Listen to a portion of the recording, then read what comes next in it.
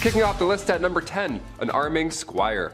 Being a knight, okay, obviously this sounds cool on paper. They have the sword, they have the horse, the flowing lady, the gal on the back of said horse. They're saving the damsel in distress or something, right? Sometimes they lose a hand like Jaime Lannister, but that's just what being a knight is all about, right? Also, spoiler alert, if you haven't seen Game of Thrones 9 years ago. It wasn't always a fairy tale epic being a knight. First of all, this process starts when you're 7 years old as well. So you would be given to a noble to learn for 7 years, and then at age 14, you became a squire. Ah yes, a noble squire. We've heard this term before. What do they do? Well, it's a knight's intern. Yeah, not an ideal job to have when you're young, but it's a job nonetheless. Also, you had no choice, so you had to do it. Welcome to the Middle Ages. Arming squires, they had a lot of responsibility. Arming squires would repair a knight's armor while they were still wearing it. Yeah, how fun is that? Oh, which buckle was it? Ah, yes, that one. Yeah, fixing up chainmail on a grown man's thigh. Not ideal. Welcome to the Dark Ages. Pretty dark. Also, after these epic, messy battles, arming squires would have to clean everything off of their armor. Yeah, everything. A lot of yuck going on in that business day. This was long before Dawn soap was also a thing, so they had to clean with urine. Yeah, gross. So gross. It gets worse and worse. Welcome to the Dark Ages. Number 9, Plague Bearer. Yep, this one's as awful as it sounds. The title of this one really gives it away. The hot summer of July 1665. What to do with all of these poor souls who have been hit by the plague in the Dark Ages? Where do we put them? What do we do? You can't just hide them all in the catacombs this time around. So now what? Well, a plague bearer, he's got your back. Church wardens would organize burials, right? This was a normal thing even back in the Dark Ages in the 1600s, but when the plague hit, they had to change things up a little bit. If somebody had the plague, these guys would be responsible for transporting them far away and then burying them. A church would house these plagued souls away from society. How grim is that? But it's probably a great call, all things considered. Poor guy. Number 8, a knight. When we think of the knights in, the Dark Ages and stuff, we often forget about the silly royal duties that one had to attend to. Yeah, you thought jury duty sucked. Oh boy. Beastly justice. You ever heard of this? If not, buckle in. Beastly justice was when animals had to go to court. Yeah, they were put on trial as well as humans. It's wild to look back at a knight and all the things they had to do for their kings and queens, but the fact they also had to wake up early and attend court like a noble, royal court where a wild animal was now taking the stand. Like, what a joke. I'd be like, really? Do I have to be here? I woke up at 4:30. What's going on? Yeah, this would happen after an animal runs through town. It would attack people, being confused and being an animal and all, but the townsfolk would actually believe that the devil was somehow involved in this whole ordeal. Like these animals worked for Big Red himself, right? How weird is that? In 1457, villagers in France had to deal with 6 pigs who ran wild and attacked locals. They did a lot of damage apparently, but instead of just, setting the animals free or putting them down or whatever, they just took them to court. A real court, like a real trial. There was a judge, a couple prosecutors, 8 witnesses, a defense attorney for the pigs, which I gotta say that we gotta do a list on that. That's a terrible job. That's one of the worst jobs ever, I lightly introduced here. These pigs were then hung from a gallows tree. It was so horrible. The Dark Ages. Dark, right? A knight had to formally hang pigs after a trial was concluded. Yeah, being a knight sucked. Number 7, Leech Collector. I always enjoyed catching frogs growing up. That was always fun, but apparently I gotta step my game up. This is weak. A leech collector is, well, exactly what you think. Back when medicine was pretty much non-existent, sickness was just wafting throughout these old towns, just moving through towns. Like the G from the Goosebumps logo, just haunting towns, moving through. Scariest intro ever, eh? So the solution back in the day was the classic, oh, if you feel sick, maybe try bleeding for a bit. See if that helps. Yeah, they would use horses' legs to lure out these leeches, but most of the time, these leech collectors would have to get in and get dirty and just grab them themselves. They would have to swim around and touch as many things as possible. They would make contact with as many leeches as possible. How gross is that? That was the best way to collect them, really. I would have fainted so often, that is horrible. The loss of blood here was obviously so intense, so it was a, horrible job to have. And on top of that, you gotta look out for the same reason they need leeches in the first place. Disease. Yeah, that's still out there. Leech collectors were so common throughout the 18th century that leeches basically were extinct at that point. We almost lost leeches. So close. Number 6, Jesters. The earliest accounts of the fool go back to the 11th century, so pretty OG. These fools were hired to liven up the party, you know, dance and be silly, wear pajamas. Most of you have an image of a jester in your head, you know, jumping around on tables, telling jokes. That's actually pretty accurate. Yeah, it was pretty fun. It was one of the best jobs to have, obviously. This title of a minstrel, or a fool rather, it was an honor to have. The fool's payment also was no funny business. That was good stuff. Roland Le Petier, he was like a major jester back in the day. This guy got 30 acres of land from King Henry II. Just here you go. Just show up and fart and be funny. Have all this land. That's like a kingdom. You have a kingdom because you're funny and you're silly. He would whistle, jump around, and literally fart on people. On Christmas Day, this guy would come over and just ruin your entire breakfast and just be like, yeah, I have all this land. And then he would take off. It's crazy. You just ruined Christmas, sir. Stop farting on my food and family. Thank you. I would never want to be a jester. They had to also like go into battle and like spread bad news too. It was fun and silly, but they were also royal. They had to do lousy stuff too. Number 5. Groom of the Stool. Nowadays, higher ups in the office, they have assistants, you know, to grab your coffee for you. Maybe they answer some phone calls, keep the business running while you're off, you know, doing your businessman stuff. Assistants are vital today. The Groom of the Stool, though, that was a bit much. We have some labor laws put in place now. I don't think we're gonna see any online ads opening for a Groom of the Stool. We'll see though, fingers crossed. It had good benefits. Back in the Dark Ages, this role was vital and respected. It was created by King Henry VIII, and this role was to assist the king, and specifically assist his bowel movements. You had a box that you carried with you at all times. That's where the magic happened. The dark magic happened in this box. You would literally follow the king around until he needed to go to the washroom, until he needed said box. Porta potties weren't a thing back then, and there's no way you're going to catch that king squatting in the woods. In fact, you wouldn't even catch that king wiping his own behind. That chore was also reserved for the Groom o' the Stool. Yeah, lucky you, right? In this stool, you would have water, towels, a wash bowl. The whole setup would be in there. You're probably thinking, Taylor, which poor soul had to be stuck with this role? A prisoner? Somebody who lost their sense of smell, hopefully? No, only sons of noblemen could take on this role, and in doing so, they also gain access to every room in the castle, tons of clothes, any bedchamber furnishings, you name it. And of course, a high pay. Always helps. Thank God. That's maybe the worst job in history. Maybe. We're almost there. You'll see. Number 4. Divorce lawyers. If you've seen Game of Thrones, you've heard of trial by combat. That was the norm back in the day. You know, you fight for your freedom. That's great. But what about divorce by combat? What in the Mr. and Mrs. Smith is happening? Was this real? I can't believe this. If you and your significant other weren't getting along in the Dark Ages, instead of, you know, dishing out thousands on couples therapy and signing all that paperwork and getting it done with and going your separate ways, no, instead they would battle each other, like combat. It was an organized event too. It had restrictions in place for the husband. It's pretty hilarious to think back on. Like the husband would have to stand in a hole with one hand tied behind his back while the wife ran circles around this hole with a sack full of rocks. A sack full of rocks. How intense is that? That's why you don't cheat in the Dark Ages, Lancelot, okay? Just take the barn, take the horse, take it all. I quit. Get me out of this hole. Untie me. Number 3, toshers. Toss a coin to your tosher. Here we go. This was one of the worst jobs back in the day, and it wasn't even a legal job. Shh, don't tell. If you know any toshers, keep their secret, you know? Early 19th century London, I know, a little more modern here, but definitely worth a mention. These toshers would spend all their time in sewers below London trying to find coins or valuables that have been just accidentally washed away. Yeah, they would just search for scrap metals, anything really that nobody else wants to go down and claim. Or reclaim, rather. It was worth the plunge as well. A lot of these folks would make around $20,000 a year. Just gotta do this a lot, and you're good. Number 2, dentist, doctor, surgeon, spy. Dentists were not a thing in the Middle Ages, you know. Dr. Downer didn't politely tell you to floss more and then shake your hands while you're watching a show, getting a cleaning. No, it wasn't like that at all. They did have a barber. They had one guy, he did it all, a barber from the Dark Ages. Yeah, this appointment is gonna suck, my friends. Cavity, toothache, maybe you accidentally bit a rock, chipped a molar. They would only pull these teeth, that was the only solution. Barbers were responsible for cutting hair, pulling teeth, bloodletting, you know, the classic 3-in-1 appointment we all have to do every month. Doctors were seen throughout history and they've seen a lot of horrible stuff. Back in the 1500s, patients were walking in with an arrow sticking out of their legs. Yeah, instead of cutting the tip off and pulling the opposite way, the arrow remover would come in and then, you know, cut into the injury, opening it more. That's always great. And then you would hold it open and then you'd pull the entire arrow back out of your leg. Yeah, what a fun job. Or chest. Wherever the arrow went, you had to figure that out. It's a poor soul. And finally, number 1, the rat catcher.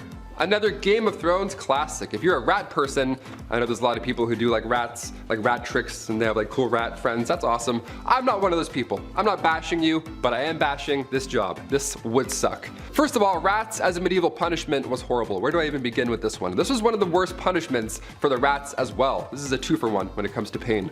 A rat trap involved a man being tied down to something, and then a metal enclosure would be strapped to his abdomen or chest. And then inside this enclosure, they were rats, and they were also like tucked away. And then historically, they would heat the metal enclosure, and the rats would panic and try and get out, and they would chew through the softest part, which in this case was your chest or abdomen. It was horrible. It was an absolute nightmare. But these rats had to come from somewhere, or rather, someone. As the name hints towards, rat catchers are one of the worst jobs you can have in, or rather out of a castle. It's an important role, you know, just like being a fool or a literal walking, talking toilet. There needs to be a chasseur de rats. Back in those times, rats and mice were the leading source of spreading disease, and with these castles being big and dark, there were probably a lot of them hiding. Black rats were a common household problem, so we need to get those out. So in comes the well-respected rat catcher. These guys would sometimes try new spells to get rid of the rats. Wasn't always helpful, wouldn't work. More often than not, didn't work. So poison powders were the next main trick here. Also, the Pied Piper, he was an OG.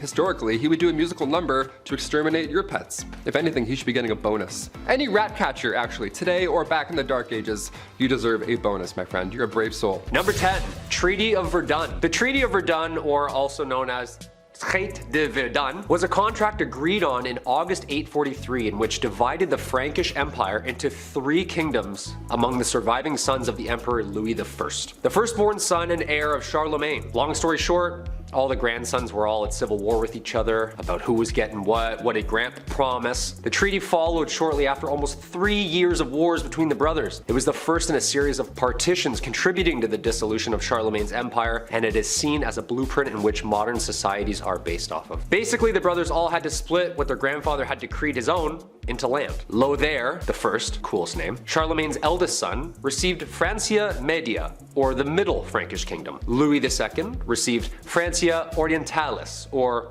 the East Frank Kingdom. And Charles II received Francia Occidentalis, or the West Frankish Kingdom. You and I both know the youngest got the most. Come on, I'm just gonna say it right out. Everyone likes to talk about the eldest son this and the eldest son that, but we all know the baby gets whatever they want whenever they want, don't they, huh? I'm looking at you, Taylor. Come here, man. It's true, man. The baby gets everything. Middle child? This guy didn't even exist growing up. Didn't hear from him. Number 9, Underground Castle. Big Chet and I are currently replaying Ocarina of Time, so in honor of Hyrule, I gotta include this medieval castle. It was once a residence during the reign of King Henry III. This castle was actually discovered recently underneath a prison yard back in 2015. The old prison castle, we love those. Shawshank Redemption 2, Medieval Edition. Super recent discovery. Archaeologists discovered walls of a castle underneath the basketball court in southwest England at a former prison. Yeah, dudes were shooting threes over top a kingdom and they had no idea. How amazing is that? This was the same castle that played part in the mid-1100s during England's Civil War. The castle actually fell later in the 1400s, and the prison was built on the grounds later in the 1700s until it closed its gates forever in 2013. And then we were shooting threes and then we discovered it, of course. If I was a ghost haunting these grounds, I would make every shot miss. Easily. I would just float near the net, tap the ball away, like, nice try. Back to prison.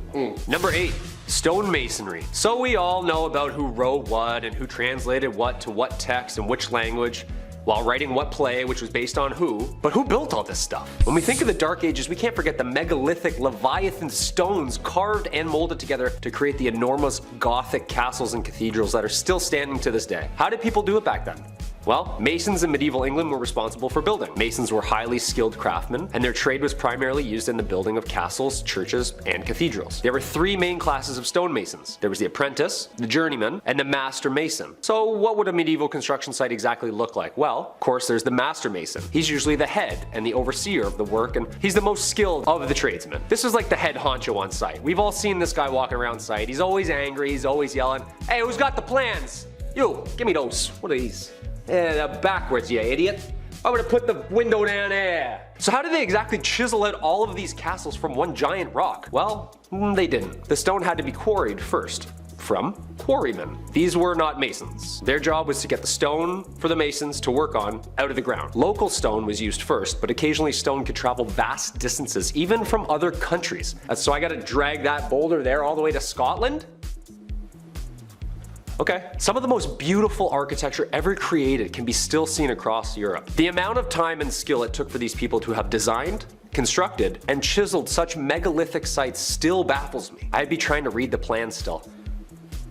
Oh, that's north. I got it, we're good. Number 7, apple bobbing. In a time where bodies were literally piling up on the side of the road, I can't believe we got apple bobbing out of the whole ordeal. That's crazy. It seems like ill timing, but it is the Dark Ages. What can you do? Apples historically have always been a symbol of importance. The Greek golden apple started the Trojan War. Snow White's poison apple was a symbol of importance in literature and all that good stuff from growing up. And in the Middle Ages, apples were viewed as a symbol of romance and fertility. These things have roots, pun intended, of course. In medieval times, bobbing for apples was flirty. It was their version of speed dating, dare I say. What happened was all the leftover apples from the big harvest were then put into a big bucket. Each apple had a villager's name on it, and then maidens would have 3 chances. 3 chances to grab that apple with their teeth. 3 chances to win a date with the English Tad Hamilton. What a weird time. Can you imagine if this was in Game of Thrones? Reek is just shivering for 2 seasons, bobbing for Ramsay's Bolton apples. We're like, medieval times were dark. Holy sh**.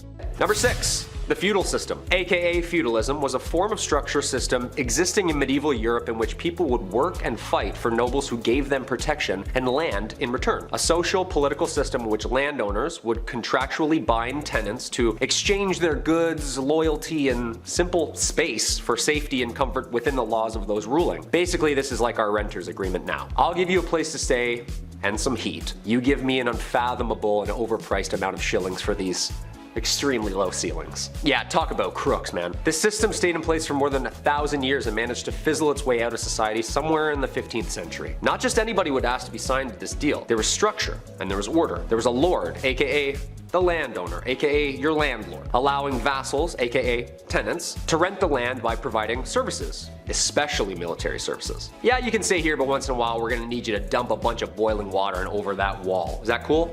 Yeah, you're fine with that. The plot of land, called a fief, was typically worked on by serfs who were laborers who had very few rights and were bound to the land itself. These were the lowest class of people, and they basically did any and all to stay safe on the lord's land. Jobs would include farming, jobs would include cleaning, and was a minimum of 3 days' work to maintain in good standing and remain stationary. Sure, there was no dental or mental health days, but come on, a 3-day work week? Planting a couple carrots here and there? It doesn't seem that bad. Number 5, fear the dead. With The Walking Dead on their 47th season, I think it's time to take a peek into zombie history, shall we? And find out where this grim idea really started. Well, it's certainly not a new one, I'll tell you that for free. As far back as the early 1300s, residents were buried in the village of Warren Percy, where archaeologists discovered them many moons later, and they discovered marks on their bones. Cuts, burn marks, you name it. Apparently this was all done after they had passed away.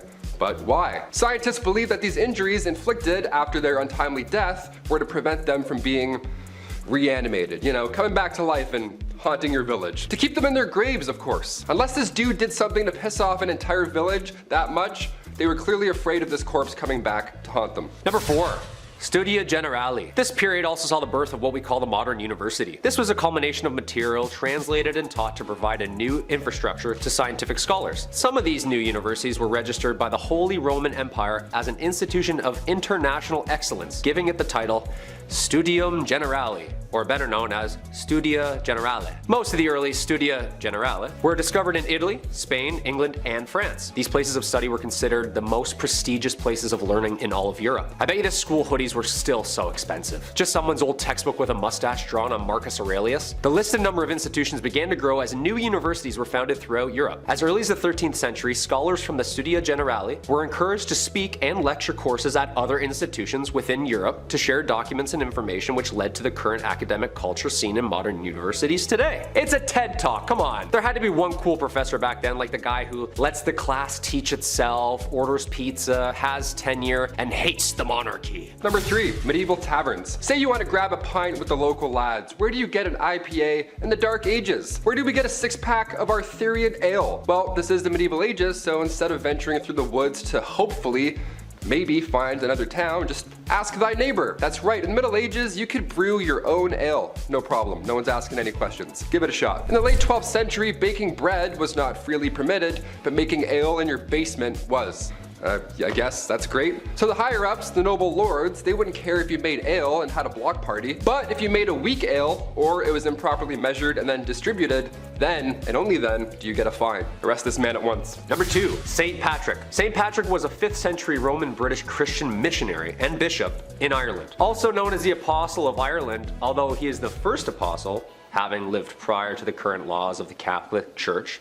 He is considered a saint in the Catholic Church and is regarded as the enlightener of Ireland. The dates of Patrick's life are not certain, but there is a consensus that he was active in Ireland during the 5th century, making his rounds as a missionary, speaking the good word of God. But let's get into what everyone talks about with this guy. The good stuff, like slamming a green Guinness or getting all the snakes out of Ireland. I mean, I love the structure and the faith and stuff, but also chasing every snake out of an entire country with a walking stick? Shoo! Shoo, you fool, you bleeding bleeder. Go! Go! Do you know how big Ireland is? St. Patrick's Day is on March 17th, the supposed date of his death in 461 AD. It is enjoyed inside and outside Ireland as a religious and cultural holiday and remains a celebration of Ireland itself. And finally, number 1, dancing plague. A medieval plague, but make it groovy. Yeah, let's start dancing. That's right, the dancing plague. This was a real danger back in 1518. I'll try not to laugh, but I'll try. This was perhaps one of the weirdest events in history. Fra Trofea was the first victim of said plague. She was moving her body around frantically, so much so that it resembled a dance or something, in the middle of the Holy Roman Empire. And as if that wasn't weird already, dozens of others began to join. And then more, all moving their bodies with a similar, wacky, frantic twist. This was long before Chubby Checker came along, so we still have no idea what was going on here. Like, we're out of guesses at this point. This twist lasted for months. People were dropping on the spot. It was scary and confusing. In total, there were around 400 victims that fell to this mysterious illness. That's a lot of deaths. That's a lot of real deaths. This was documented in 16th century historical records, so I don't think the story is made up per se. No one would make this up. It's terrifying. A Catholic saint at the time, Saint Vitus, was believed to have the power to curse people with said dancing plague. What an amazing power also. Guy starts moonwalking away, you're like, beat it. Some suggest this was a cult, others believe they ate toxic rye.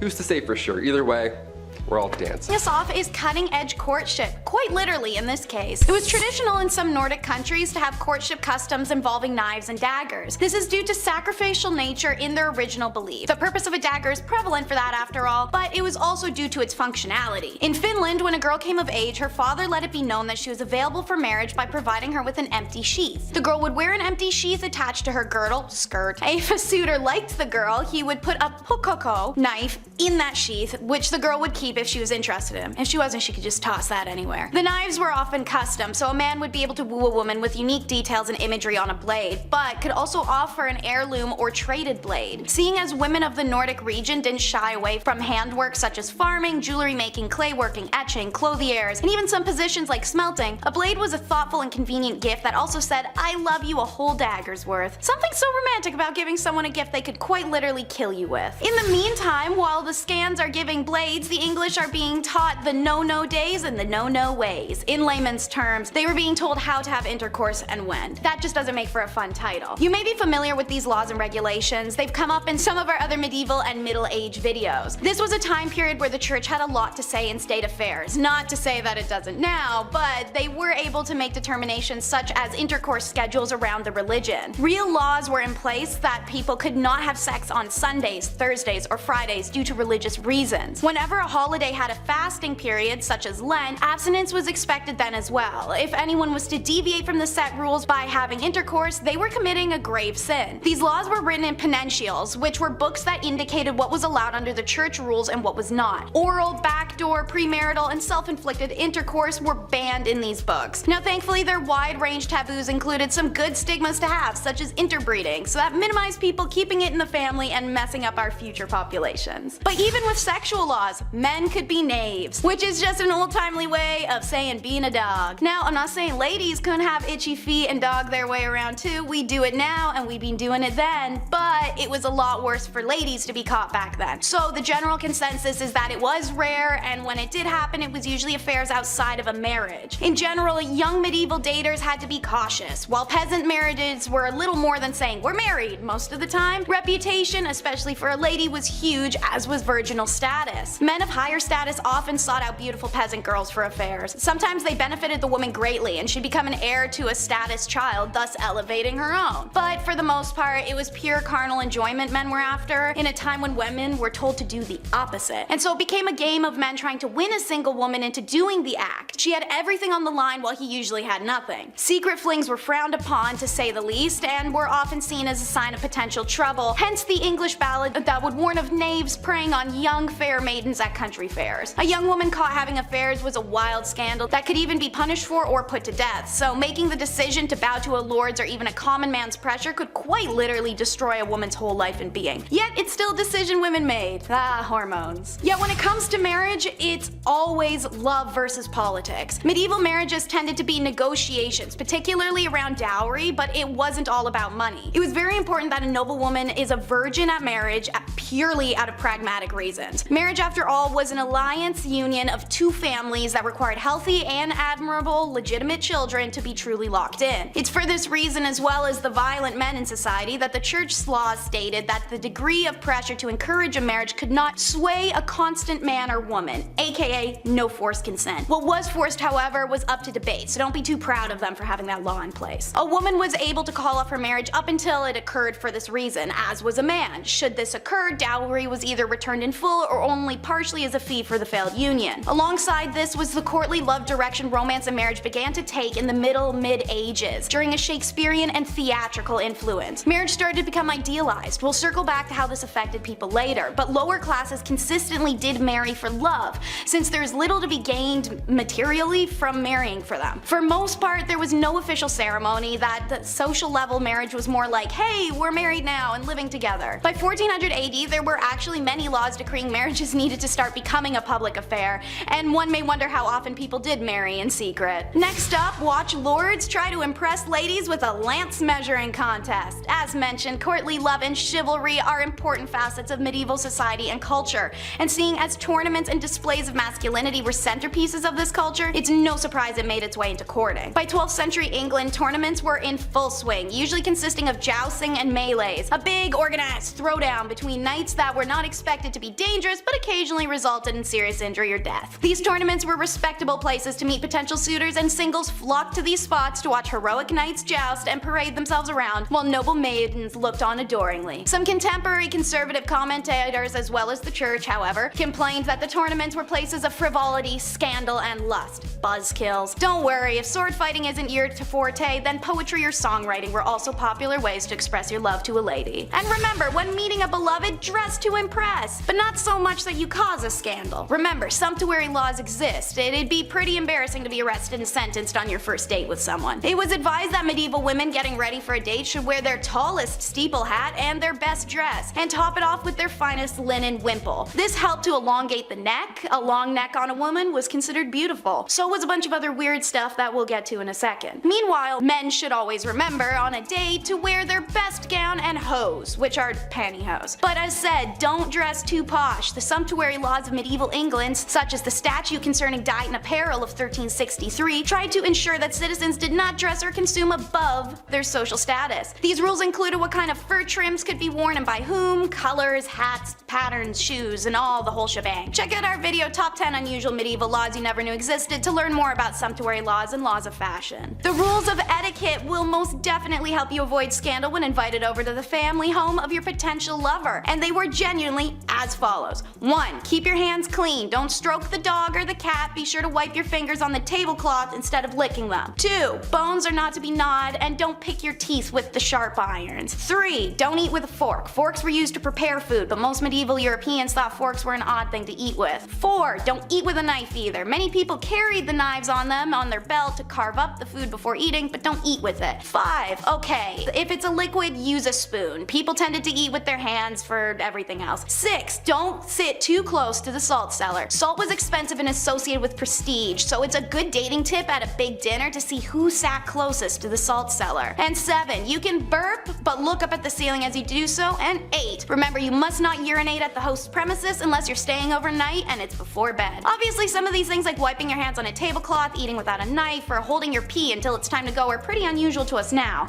But back in the Middle Ages, if you wanted that shorty and not to ruin your reputation, well, you're burping at the ceiling, bro. I hope she's worth it. Next Next up is how love makes you crazy. This is a fascinating wormhole to travel down, and I learned from several journal articles that lovers in the Middle Ages had a real tendency to go mad. I mean, we all know the examples. Elaine, the fair maid of Astrolot, pining away. Romeo and Juliet taking their lives, and the raving madness of Ophelia. But these are just dramatizations, right? We tend to regard accounts of love madness in medieval literature as evidence that they overestimated the strength of erotic passion. In classical and early medieval periods, sexual love was regarded as carnal appetite to be controlled. But with the rise of poetry sentiment and the theater came courtly love, which was seen as a highly spiritual desire. The idea of courtly love had more to do with the concept of loving rather than pleasure. This idealized kind of love was based on a secret union where two lovers could only love from far away. These sorts of unattainable relationships were increasingly romanticized, but in medieval society, the notion that erotic love could drive people mad may not be so unrealistic. We understand now that mental illnesses are sometimes provoked by the stress between the individual and their social environment. Think of the pressure a woman had to marry.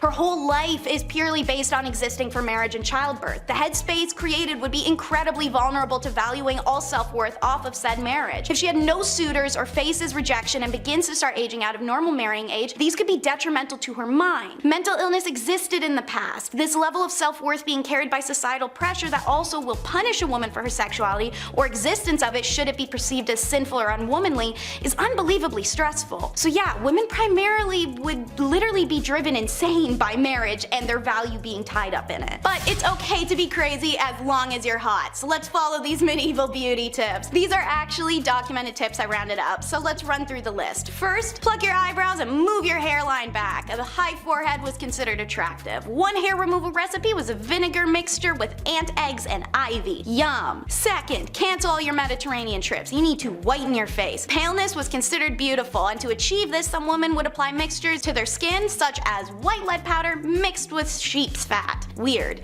Third, while you're at it, hide those birthmarks and moles with homemade concealer. These blemishes were sometimes associated with witches in the Middle Ages. You may know this from our top 10 unspeakable things women went through in the Dark Ages video. One popular concoction was a face mask of bull's or hare's blood. Fourth, brunette is boring. Go blonde with organic hair dye. Flaxen hair for women was considered the most beautiful. Women who were not blonde could try a hair dye made from stale sheep's urine and saffron. If word of mouth wasn't enough to get these beauty tips to you, rest assured, Daniel of Beccles wrote a popular 13th century etiquette book. Regarding appearance, he said a man's hair should be neatly styled with a beard that was neither long nor shaggy, and nails should be attractive and teeth should be kept clean. How do you keep your teeth clean? One recipe for teeth cleaning in the Middle Ages was to mix sage leaves with salt, roll into balls, bake them into a powder, and then rub them on the teeth. Sage advice indeed. And if you do not want to be a scandalous unmarried spinster, you better listen to it. And last but not least, don't forget to bring the hemlock. Whether you're two dirty knaves trying to get down lawlessly, or a married couple who didn't want kids, hemlock was your best friend. So yes, while the medieval church made it clear that sex outside, and for some clerics inside, of marriage was sinful, the literary and documentary evidence suggests that these medieval Brits were still finding ways to be as randy as rabbits without an illegitimacy scandal. It was hemlock, a recommendation made by 13th century author Peter of Spain in his book Treasure of the Poor. Peter wrote men should rub boiled paste of hemlock on their boys before intercourse. Seeing as hemlock is poisonous, this was ballsy. Obviously they were open to whatever suggestions they could get. When Persian physician Abba BMZ Razia works was translated, Europeans gobbled up his suggestions, which was applying cedar oil onto the nether regions before intercourse for a man or after for the woman. He also said that if the woman jumps backwards after intercourse, the stuff will fall out. Seeing intercourse before marriage itself was illegal and knavery was perceived the way it was, I'm sure I don't need to explain the scandal in this one. Beauty sleep. When you go to bed at night, ideally you want 8 hours. Me, personally, I'm lucky if I get like 6. I don't know. I'm like a child. I'm restless at night. I'm kicking around. I'm making weird noises. It's insane. It's problematic. Maybe I should see someone. If this were medieval times, however, I'd be set. See, back in the Dark Ages, it was common to have 2 4-hour naps at night rather than one swift 8-hour slumber. See, many believe this was to tend to a fire, or hopefully not a fire. You know, gotta wake up, make sure things aren't gone. It's medieval times, it was rough. You wake up, throw a log on, yawn, and then hop back into your pile of hay. I don't know, whatever they had back then. Good times. This system of waking up after 4 hours, it sounds like an unhealthy inconvenience, but in reality, historical accounts suggest that people in the Dark Ages generally generally slept for longer periods of time, despite their sleep being interrupted by periods of wakefulness. They slept longer due to the fact that, light bulbs didn't exist yet, so lava lamps weren't a thing, neither were alarm clocks. So people would often go to bed shortly after sunset and wake up with the sunrise, so that's a good rest. That's a good medieval rest. That's like 12 hours. Number 9, the Norse Disappearance. I just watched The Norseman. I'm gonna start barking at people now when I'm on the subway, just to, get my old roots back, my old Norse roots. There are several theories regarding the disappearance of the Norse from Greenland during the Dark Ages, right? Where did they go? Where does a Norse Viking go? That's a little concerning. Where'd that guy go with the beard and the hatchet? That's a little important. One theory suggests that climate change played a significant role. The Little Ice Age, which began around the 14th century, that led to a decrease in temperature and a shorter growing season. Of course, making it difficult for the Norse to farm and raise livestock and, have that big mighty beard and eat good. This could have resulted in a decline in food production, leading to famine and ultimately the collapse of Norse settlement. Another theory suggests that the North were unable to adapt to the harsh conditions of Greenland. The Norse were used to living in more temperate climates, and the extreme conditions of Greenland could have been too difficult for them to endure. They were a little too hot for comfort. Finally, there's a theory that the Norse were driven out by the Inuit, who had been migrating into Greenland around the same time as the North. So a little bit of a beef happened there, a little West Side Story with Vikings, if I may. The Inuit were skilled hunters and fishers, and their presence could have put pressure on the North settlement, ergo war. But it's likely that the combination of these factors contributed to the disappearance of the North altogether, so exact reason, that's still a mystery. I vote the Inuit though. There's probably some beef. There's probably some settlement beef. Number 8, Green Children of Wolpit. Now this is a medieval story that tells the tale of 2 children who randomly appeared in the village of Wolpit in England, but they showed up with green skin and they spoke an unknown language. So aliens confirmed, for sure aliens. I wouldn't even open that door. The children were taken in by a nice local landowner, and although they were initially very distressed and refused to eat any human foods, they eventually adapted to their new surroundings. Again, green children, didn't speak English, aliens. Reminder. The boy eventually learned to speak English over time, and he explained that he and his sister came from a land where the sun does not shine and everything was green. Yeah, it's like Avatar 3 going on. Something's going on out there. Sometimes the grass is greener on the other side, but sometimes the people are also green. That's fun. That's a fun little bit. Bunch of incredible hulks in a place where there's no sun. Sounds nice and warm and welcoming. Lovely. Let's find out more. The origins of the story, of course, remain a mystery, with various interpretations ranging from folklore to my personal favorite, extraterrestrial encounters. Love aliens, love that. Grew up watching Signs. You tell me in the comments, did this happen? Are these aliens? Were these just random children? Is this all bullshit?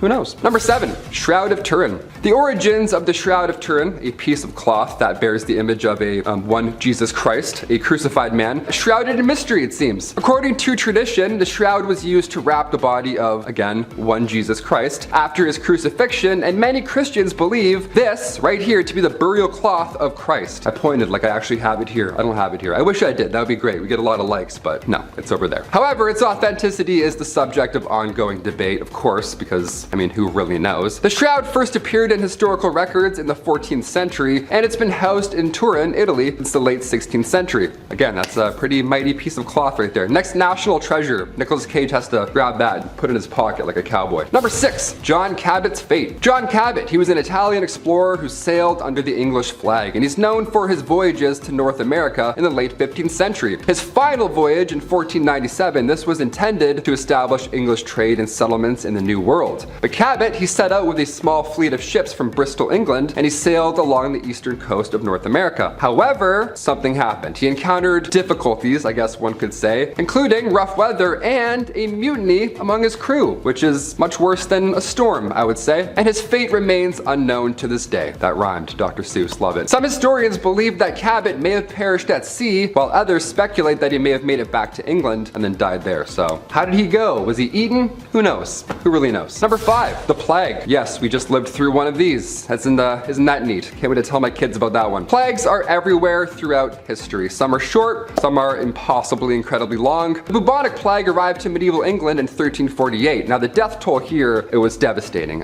We put up some crazy numbers in the last few years, don't get me wrong, but in the Dark Ages, the bubonic plague took out almost half of England's population. That's insane. They didn't even have Uber back then. You're like, how? How did that happen? Back then, the plague was a bacterium now known as Yersinia Yersinia pestis. Symptoms were jarring, to say the least. There were lumps in the armpits and or, groin area. Not fun. Black spots would appear all over your body. It was uncomfortable, and it was noticeable, definitely to say the least, that you were plagued out. Almost all that were infected died within 3 days, more often than not without a fever. Just randomly, boom, done. The drop in the population resulted in a widespread of wealth. That's, I guess, a bright side. Not really. Workers were demanding higher wages, farmers were demanding lower rents, and the poor got expendable income. Sounds a little familiar, dare I say. Number 4, Greek fire. One's absolutely crazy. Greek fire was a weapon used in medieval times. It was particularly used by the Byzantine Empire, and it was known for its ability to burn even when submerged in water. Yeah, almost like magic, some would say. Some scary, hot magic. The composition of Greek fire was a closely guarded secret, but it was known to be a highly flammable liquid that could be projected from tubes onto enemy ships or soldiers. So yeah, they would just blast liquid lava at you, and then they're like, yeah, war's done, just like that. Like in Game of Thrones, where it's just green fire. It was kind of like that. Greek fire was often used in naval battles and set enemy ships ablaze in 4 minutes or less, and its use was a significant factor in the success of the Byzantine navy. The exact ingredients and recipe for Greek fire, like I said, they have been lost to history, and its composition remains a subject of debate and speculation among historians. Let's hope we don't find this one. I don't know, let's find some pharaohs, mummies, tombs, treasures. That's great. Some guy's like, oh, the recipe for liquid lava that we can shoot at people. Awesome, let's do it.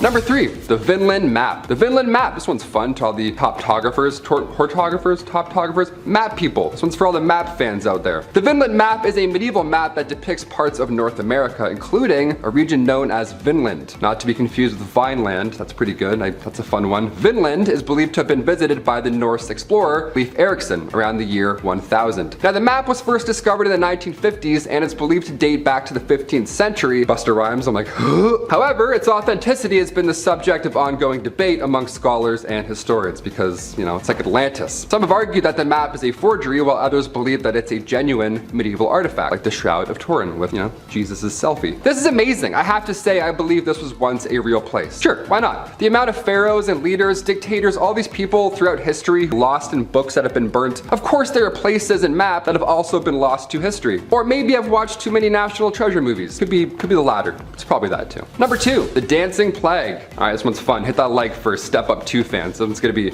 real sick. July 1518, one of the most bizarre dance circle / plague events, who knows really, in medieval history went down. It was the craziest dance circle all of history, I have to admit. The Dancing Plague. Yeah, why can't this be the plague that comes back now? Why it had to be the one that was gross, everyone's coughing on each other? Why could we all just be popping and locking in the streets in 2020? Would have been way better. The town of Strasbourg was calm, cool, and collect one summer, back in 1518, until out of nowhere, one woman began to dance, or convulse, uncontrollably in the streets. Others soon joined her, which is the weird part, and eventually over 400 people were all dancing the days away, or convulsing, one of the two. It's really tragic. See, this was not a good time. It's, we call it the Dancing Plague, like, oh, they were all dancing in the street. No, it was a nightmare. People are like seizing on the ground. Seizing?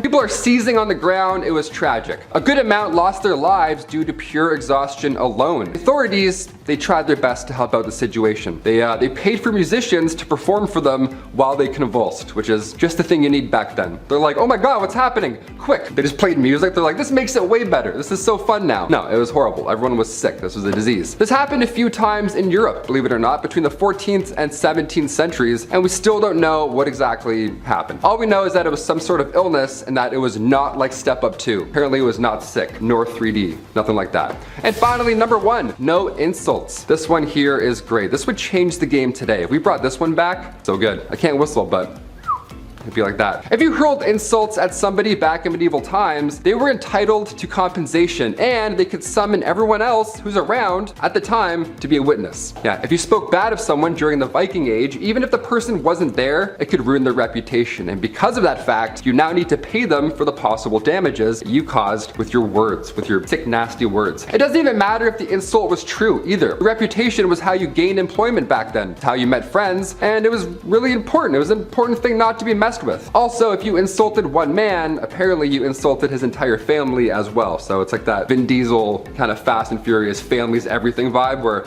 with one person, they're all coming at you. It was rough. There were some words, however, where a man would be allowed to kill you if you said it. I don't even want to know which words that was. Sometimes you went a little too far spreading lies, so they had to make it a capital punishment. Thou shalt not talk smack. Get out of here. At number 10, watching consummation. Back in medieval times, depending on the century, weddings either meant a lot or meant nothing at all. If it was the early medieval age, then no one really gave a hoot about marriage, and I'll get to that later. But later, in the medieval age, marriage became a holy sacrament, and this sacrament had to be consummated. On the night of the couple's wedding, they would do the good old brown chicken, brown cow, boom boom pow, OMG wow, which could have been a positive or negative experience depending on circumstance, but it was also a little weird because there would be people watching it all happen. That's right guys, after the ceremony and reception, people would follow the bride and groom up to the bedroom and be like, hey Joe, grab the popcorn, we're watching the live showing of 50 Shades of Grey. And Joe would be like, yo bet, and then that's exactly how it happened. Anyways, this was all done so that there were witnesses to the consummation, so that the marriage's validity could be backed up. So if anyone tried to deny that their marriage was legit, Joe with the popcorn would be able to back up the bride and groom and confirm that everything happened. Kinda kinky, kinda weird. Number 9, dowries. Today's weddings are so insanely expensive. I don't know if it's ever gonna happen for me. For that reason alone. But, you know, they kind of replaced the dowry altogether. But what was a dowry? It was a set of assets, money, material, goods, real estate that would be given to the groom once the couple united. The purpose of the dowry was to entice a groom to marry the bride if he wasn't already attracted to her. A kind of, we will pay you to marry our daughter kind of vibes. But it also acts as a kind of insurance for the bride. Should the marriage end in divorce, the husband is expected to pay it back. So yes, there were indeed take-backsies if things got really bad. Though considering divorce and annulments were rare and the money really never belonged to her, not the best rule to live by, but the groom would also pay something called the bride price or bride wealth. The groom was expected to pay a sum either in assets or money to secure a lady's hand in marriage. This implied security for the bride and their family. But yes, in both accounts, technically, a bride could be bought and sold for whatever price the family/groom deemed appropriate, so really just a marriage pawn. At number 8, shotgun wedding. Marriage and weddings back in the medieval ages were practiced very differently compared to today. Back then, people started getting married and having kids very, very young. Usually, girls would be married off as soon as they hit puberty, so around the age of 12, and they would start popping out as many spawn as possible because the high infant mortality rate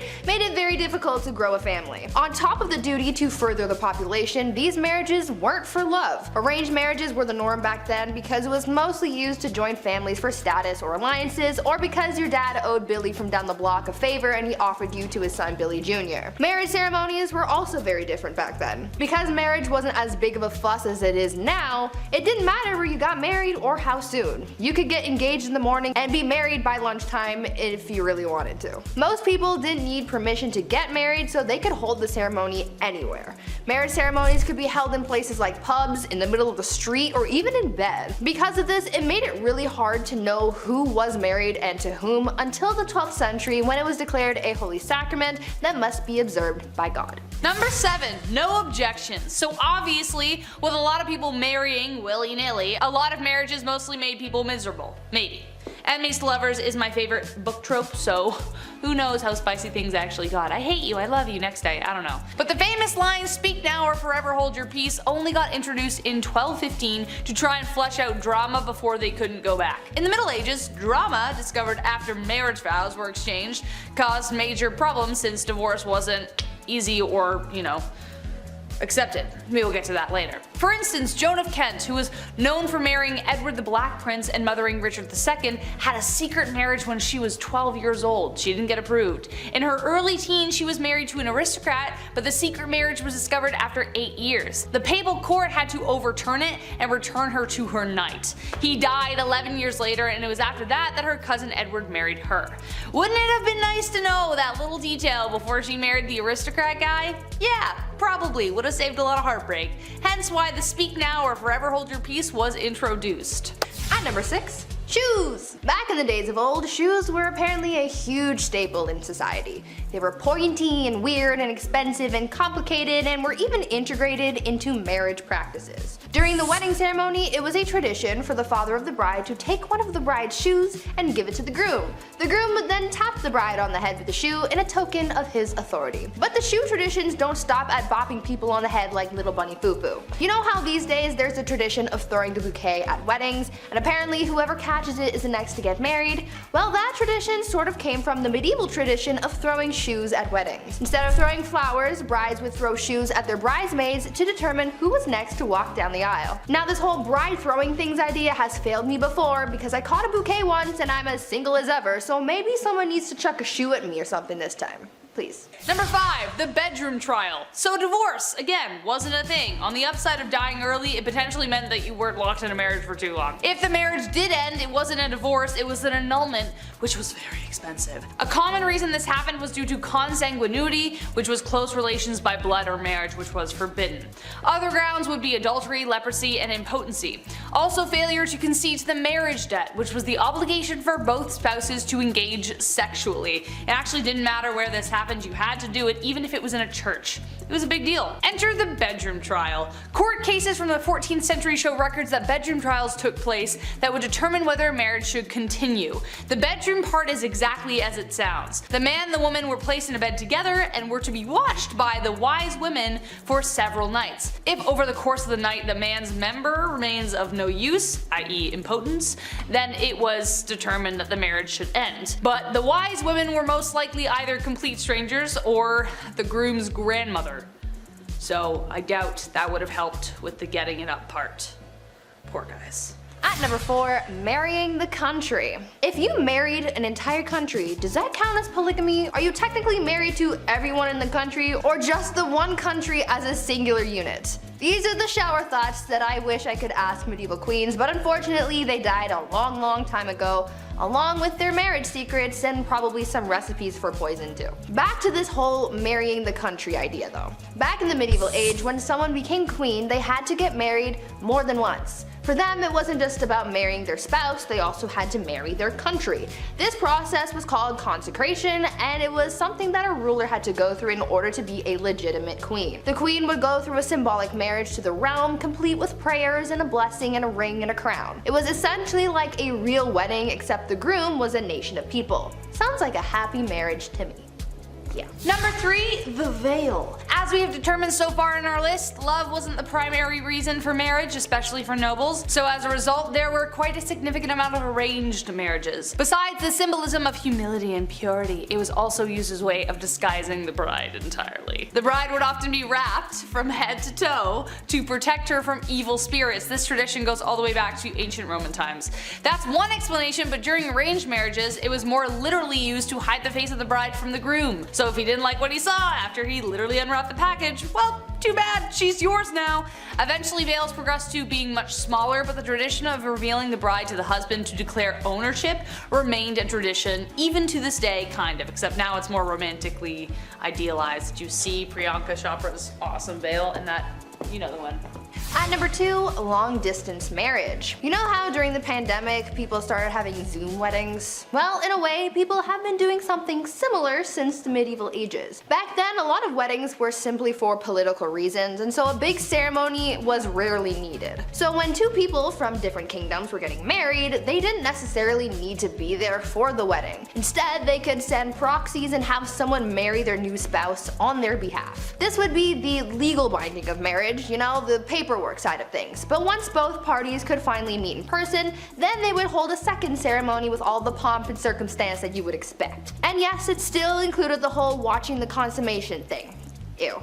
This proxy marriage actually happened to Marie Antoinette, and her brother was her proxy until she could get to the formal ceremony. So now we know that even back then, you didn't have to show up on time to your own wedding, and you could just get someone else to do it. Sounds a little cold to me, but like I've said before, love is dead and it died a long time ago. Mic drop, thank you. Number 1, last but not least, and this is the most messed up, the Lord's Right. This one is definitely the most messed up tradition, and I don't even know how it was justified in the first place. Like, why was it even in place? Someone clearly clearly made this happen so they could piss people off. The last thing anyone wants at their wedding is someone interfering with the wedding night. As we know, people for the most part had to observe the ceremony, but the Lord's Right was something even more horrific. The droit de seigneur was a feudal right that existed in medieval Europe that gave the lord of the land the right to sleep with the bride on the first night of the marriage.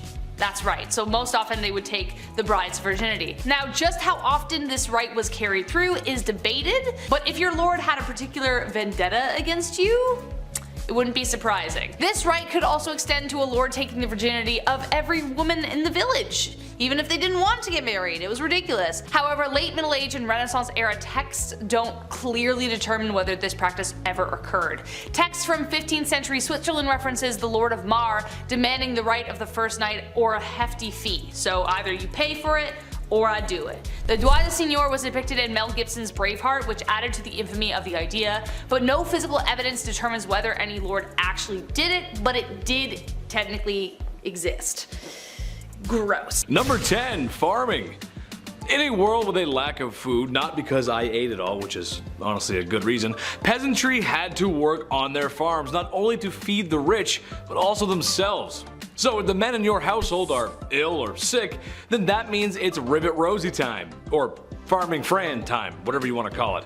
I don't need to tell any farmer out there how tough their job can be. Being a medieval woman farmer, that's tough. Also, they probably weren't allowed to wear clothing that was more suitable for plowing fields. And of course, there's a woman trying to do a man's job. How dare she? People just should have let them be. There's a good chance the crops wouldn't make it either. A green thumb would have come in very handy. A tough job nonetheless. Number 9, Beer Maiden.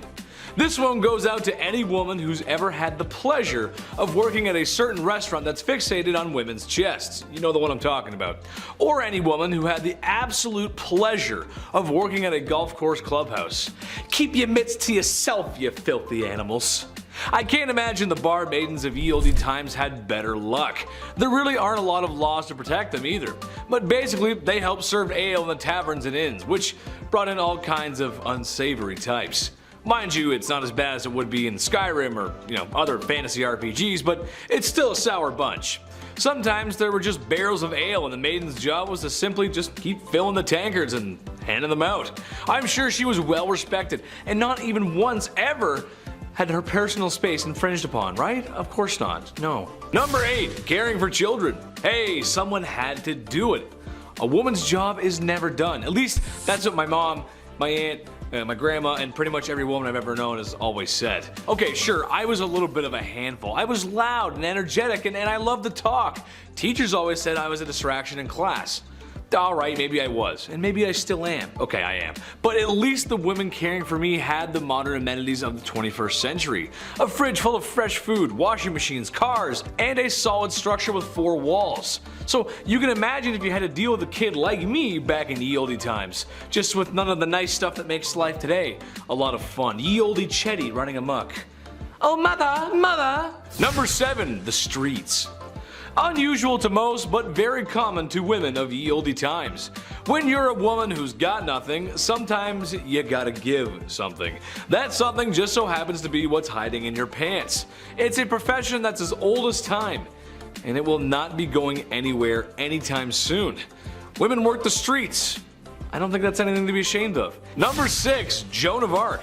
It doesn't get more unusual than the savior of France. England and France were having a go at it, if you will, which if you know history was like round 12 of 100. Anyway, it wasn't going too well for France. It was going rather poor actually. The same kind of poor I got on my report cards under the paying attention section. Oops. Then there was Joan, really a nobody, when one day she heard the voice from a higher power that she was to drive the English out of France. Naturally, the people around her, especially the men, scoffed at the thought of a young woman being the hero they needed. But given that they had nothing to lose, suited her up and sent her out. Plot twist, she did very well, like crazy good. The Battle of Orleans proving her grit. The English were so confused and disgruntled by a young peasant girl defeating their armies, they thought it was only proof of one thing, that she wasn't a sign of God, but rather a sign of the devil. How dare a woman beat us in that's man stuff, you can't do that. Number 5. Queen. It is unusual. Most people didn't get to be royal. I mean, think about it, seriously.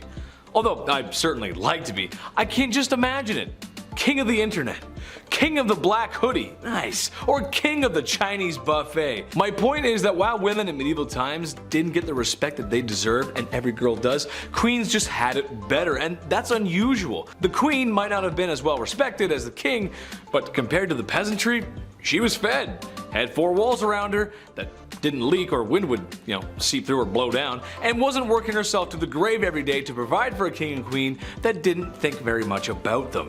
That's a really hard life to live. Number 4, cooking. Chief, somebody had to do it. Although, there's something that tells me the food wasn't that good. This isn't exactly Gordon Ramsay's 5-star cuisine. Beans, cabbage, eggs, onions, bread, and of course beer or ale to wash it down. The peasantry just didn't have the same access to food like royalty did. Although with a list like that, it sounds like it's a fast-track way to an upset stomach or some really grody gas, dude. It was women who would often be preparing those delicious dishes. Besides the hours I would spend on the commode after visiting a commoner's house from eating that, the taste is something worth talking about, I think. When you guys are cooking chicken, for example, what are your favorite recipes, spices, flavors? Let us know in the comments, I'm curious. My favorite chicken is barbecue chicken, brushed with a little Diana sauce. Medieval folks just didn't have that. More upsetting than that is the lack of spices in general. While there were some, anything not local would have been crazy expensive and not available to common folks. Medieval women did the best with what they could when they had it. That's just how it goes, Chief. I talked to him, he's a chef, he said it's alright. Number 3, nuns. It makes sense, honestly. Becoming a woman of God was honestly a good career choice for a woman. For starters, you become a woman of God, and that means you're protected under his vision.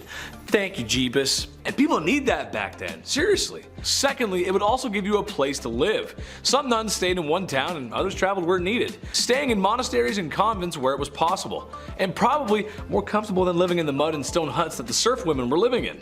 And lastly, they got rulers and sticks, and if someone was bad, they would punish them when they misbehave. Oh, sorry sister, I didn't mean to say naughty words in the classroom. I guess you'll have to spank Chetty now, ooh. All jokes aside, this might have been one of the best things for a woman to be, besides royalty or marrying rich. It's just how the times went. Number 2, landowner. I was shocked by this one too, honestly, but yes, women could own land. Sort of. It wasn't a blanket green light, it's a bit more confusing than that. Some could, some couldn't. There was a few rules here and there. They were stupid man patriarch poo-poo rules, but rules nonetheless. In Normandy, for example, only men and their sons could possess land ownership. In the Basque region, both sons and daughters could inherit land. In England, both could, but if there were any surviving men or brothers, then they would be considered first, and not women at all sometimes. So, no, it's not as open as today, and you probably would catch some strange looks as a woman rolling up to an empty lot and staking your shovel in the ground. It makes life a lot easier if there aren't so many rules, and I know you guys agree with me at home. The less red tape, the better, right? And be nice to girls, be nice to women. Number 1, artists. This one hits home. I think Chris can agree with me on this one. A lot of male artists, writers, and poets get remembered from history, but there was a few decent female ones too. We gotta give them some spotlight. It sucks that males get all the spotlight. To me, this makes sense. In my experience, a lot of girls I knew growing up had natural talent for arts. I remember growing up in school, and art class was always one of my worst subjects. No, not because I didn't follow directions, but my art never came out the way I wanted it to. I didn't feel the motivation, babe. I couldn't see the motivation. Most of the girls in art class just passed with flying colors. No pun intended. And for writing, well, besides my dyslexia, if you looked at a paper I wrote in the 6th grade versus a girl from my classroom in the 6th grade, what's the difference? Well, you can actually read hers. Mine are terrible. All grade school antics aside, notable artists and writers include Clerica Gouda, that's a cool name, and Hildegard of Bingen. Names you might not know, but for sure are worth a Google search. Kicking off the list at number 10. Boiling. Whenever I get in a bath that's too hot, I think of the medieval times. I can't help it. I can't believe this was once a real thing. I get chills thinking about it. Either water or oil would be used for this ancient punishment. To die by being boiled, that was reserved for those who poisoned others. So if you have any vials of poison, toss it. Don't do it, man. Trust me. In 1531, the time King Henry VIII was running the show, they made boiling a capital punishment. So poisoning somebody back then was equal to treason. Therefore, it was agreed you should be boiled slowly in front of like a room full of people. I would say that's the worst, but I know what's also to come on this list. Number 9.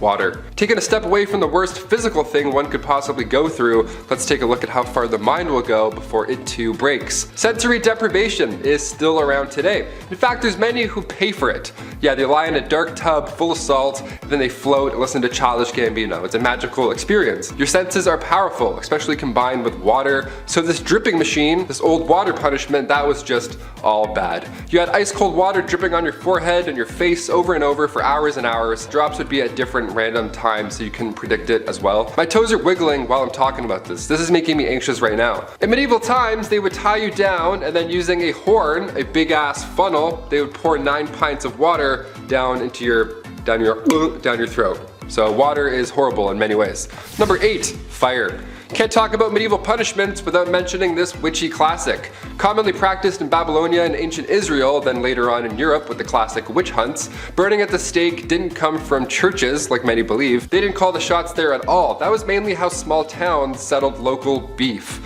Yeah, by burning at the stake, instead of just like a fist fight at the park. Burning at the stake came in full swing way back in 1431 in France. French disbelievers like Joan of Arc, they were burned at the stake. It was crazy that they actually did this as a form of punishment. This is one of the worst medieval punishments, and believe me, there's a little bit of a silver lining here. It was quicker than most. Sometimes. Gunpowder was sometimes used so that the burning and stuff would be much faster and brighter and louder and much more horrible. A lot worse on paper, but a lot faster. So honestly, I think it's better. History is insane. Another red hot punishment used in medieval times was when the accused had to hold a red hot iron bar and then walk a few steps with it. A red hot iron bar, your hands were literally toast at that point. Here's where it gets even worse though. 3 days later, the accused would come back to the court, and then when the bandages were removed, if their hands were healing, they started to heal, they were deemed innocent. They were on the path to goodness and whatever. If their hands were still in horrible condition from, say, I don't know, holding a red hot iron bar, then they were pronounced guilty. That's how the courts worked back then. Number 7, the rack. On to something not so hot and fast, but rather dull and slow. The rack is surprisingly well known. It was originally introduced to the Tower of London around 1420. The Duke of Exeter referred to this device as his daughter. What a weirdo.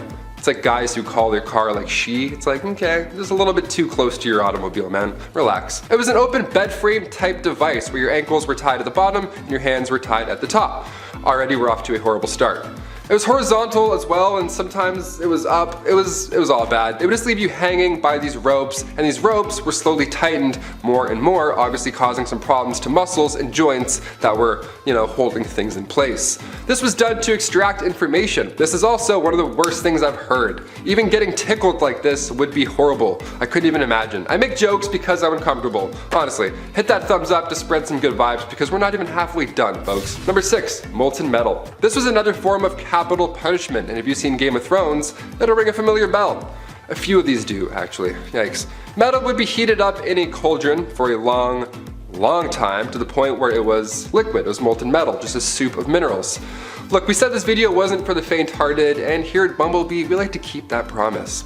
They would then pour the molten metal on your head, or more commonly known, they pour it down the throat of the accused. Obviously, it wasn't done as a method to extract information, it was done to brutally end someone's life. Because they're not talking after that, of course. Execution by molten metal was supposedly done to a wealthy Roman general, Marcus Licinius Crassus, back in ancient times. The metal would burn your muscles and skin, literally cooking it, and then after a few moments, it would harden. Bad, not good. Number 5. Keel hauling. Not to be confused with Kegels, keel hauling was reserved for the worst of the worst at sea.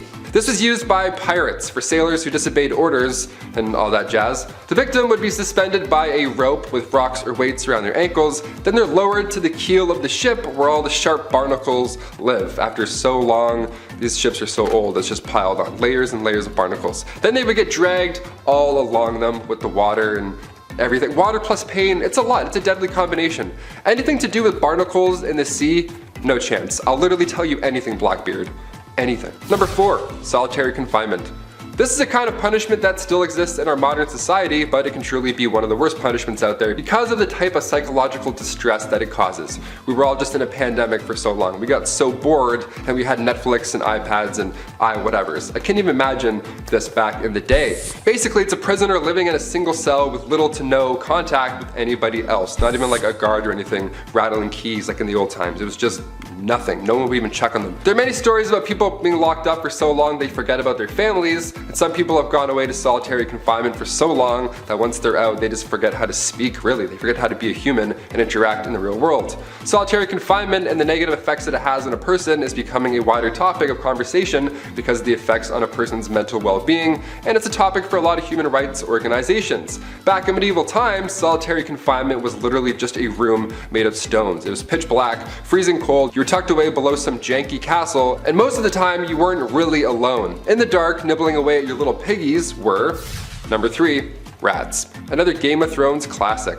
If you're a rat person, I know there's a lot of people who do tricks with their pet rat. That's cool, but maybe cover Stuart Little's eyes for this one. Rats as a medieval punishment, where do I even start? Okay, this one was a punishment for the rats at the same time. What was once called a rat trap involved a man or woman being tied down to something, and then a metal enclosure would be strapped down to their chest or their stomach. Now inside this metal enclosure, there's rats, which are also just loose walking around, and the person can feel them, the little feet walking around in their skin. And this is when the person instilling the punishment begins heating the other end of the metal enclosure. Historically, it was hot coals that were usually placed on top, or there's a fire underneath, which quickly creates a hot environment for the rats inside. From there, the rats begin frantically searching for a way out, but because it's made of metal and they can't bite through that, they find your skin, and then that they can obviously bite through. So you can paint the picture in your head. It's disgusting. Number 2, the breaking wheel. The breaking wheel is literally just a large disc, a pirate ship wheel almost, just lying there, where somebody is then tied to it and everybody else just hammers them and beats the shit out of them over and over. But of course, since we're talking about medieval times, everything has to be a show and whatnot, so once the accused was beaten and then presumed dead, the wheel would lift up and turn just to show everybody what's up. Another way to use the breaking wheel, yep, there was more than one, again, creative folks back then, they would tie a person to the wheel and then continue to rotate it, and then all the ropes below would get tighter and tighter and twist. Kind of like the rack, but with a literal twist. And finally coming in at number 1, the brazen bull. This one takes the rat's problem and then makes it a you problem. Out of all the ones on this list, the brazen bull is the last one that I would do. Straight up haunting. It's also been referred to as a Sicilian bull, and basically it's not too complex. There is a bronze sculpture, often in the shape of, you guessed it, a bull. But in medieval times, it was just a big closed cauldron, and usually it was large enough to fit a person inside. Yeah, this was in a Saw movie too, I believe. That's how you know it's a good one, when it's in the movie Saw. So once the person was locked inside, or it was leaned over so they couldn't get out, a fire would then be set underneath this bull, and then you can probably figure out the rest in your head. They would even engineer the bull so that when somebody screamed, it sounded like a bull's roar. How fun is that? How fun is history? I'm learning so much about history. Let's talk about all things hairy and how the French royalty all aspired to cosplay Rapunzel. A tale originating from 6th century Paris, France is about 2 princes who were going to ascend to the throne. They were kidnapped and the queen consort was given the choice: allow her grandson's hair to be cut or let them die with their luscious locks intact. She chose the sword over the scissors. One of the princes does manage to escape and he cuts his own hair and becomes a monk. In modern times, saying alright kill him instead of a haircut does sound crazy, but back then men who had long hair showed their power and wealth. According to the Byzantine poet historian Agathias, it is the rule for Frankish kings to never be shorn. Indeed, their hair is never cut from childhood on and hangs in abundance on their shoulders. Their subjects have their hair cut round and are not permitted to grow it further. In Germany, men also typically wore their hair long, but they would tie it up in a bun or on the top of their head and sometimes hide it under a fancy hat. In general, Dark Ages were a time where women did rarely cut their hair, and there wasn't really any time period where short hair for women was trendy then. Lower class women typically wore their hair up in braids and buns because it was easier for them to work with, while upper class women got to style their hair with more intricate processes, using ribbons and metallic wires to help keep their braids and buns in place, like a Leia. On the other end of the spectrum, however, bold is punishment. To address why the grandmother would allow her grandson's death before a haircut, in today's world men shave their heads for all sorts of reasons. They could be naturally losing their hair hairline, have alopecia, or they're just prone to hair loss. However, in medieval times, hair was considered a symbol of power for royal men, as explained. Royal men never cut their hair, so the longer the locks, the more powerful you're supposed to be. So, as a man, if you let go of your hair, this was a huge sign of humility. If the grandsons from the first story had returned with shorn hair but are meant to be the throne's heirs, they would make the throne look weak and susceptible. Only monks would shave their heads, leaving a narrow strip of hair horizontally around. Other times, only in the middle of a man's head was shaved and the rest was left alone. And of course, as you may know well from our other Dark Age videos, head shaving for women during this time was a degrading punishment, as a woman's long hair was meant to be her most seductive feature. We talked about one type of head hair, let's travel down to the other, bearded baddies. Recently, beards have made a huge comeback, especially now among the young generations thanks to throwback fashion. Studies have shown that people also associate a man with a beard as being more intelligent, and many people find them to be incredibly attractive. Also, nothing is cooler than the giant dude with the bald head and like the big ass beard, you know, let's be real. Respect for beards though is nothing new. During medieval times, knights were known to grow their beards as a sign of honor, and if one man touched another man's sign of honor, well, it was enough of an insult to challenge them to a duel to the death. Now, shaving was common during the Middle Ages. Commoners would be clean shaven for the most part. Royalty was also usually shaven or had a very trim beard that was kept neat and tidy. Hilariously, however,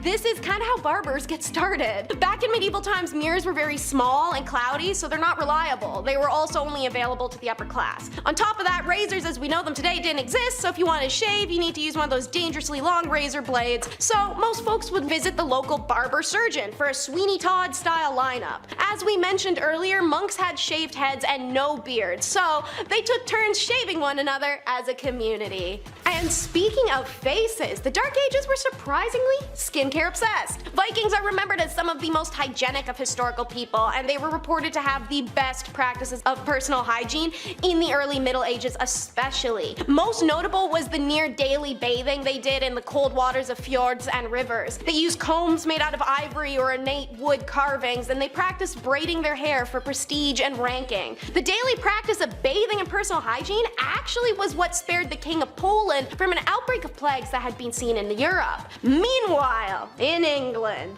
bathing was not as common as it is today, and it was often reserved for special occasions. People would usually wash their hands and faces regularly, however. The ideal woman in the Middle Ages had that pale, smooth skin without any pockmarks or blemishes. Nearly everyone washed their face with cold water at the end of the day, even if they wouldn't wash the rest of themselves for inexplicable amounts of time. Some women used ointments made of animal fat in order to keep skin soft and smooth. And crystal girlies, even back then, people believed in the power of gemstones to heal. Women would lick amethyst and rub it over their pimples to make it go away. But rest assured, when it's bath time, you were naked in a crowd. In many Middle Age cultures, public bathing was commonplace. The Romans, Egyptians, Greeks, they were especially known for their bathhouses. And in the spring and summer, commoners could be spotted using streams and rivers to take a bath on a nice warm day. Back then, this wasn't seen as being indecent or strange. Water was scarce, and the process of heating a bath was time-consuming and expensive. So it was also common to share bath water among a lot of people and be less wasteful. However, people are still humans after all, so like teens at a pool party, public bathing became associated with a certain level of sensuality. Seeing as this was a time period where intercourse was usually in hearing or seeing range of your imminent direct family, it's not a surprise this happened, let alone the fact nobody actually cared if it was. Well, except the church. They threw a bunch of laws around to try and limit that crap, but that's always what they've done. Anywho, in Japan, they still continue the tradition of public bathing in hot springs to this day. However, they have the option to segregate men from women, so it's not as often that people leave the public bathhouse to hook up nowadays. Not to get you guys too excited either, but face washing brought in controversial hand washing.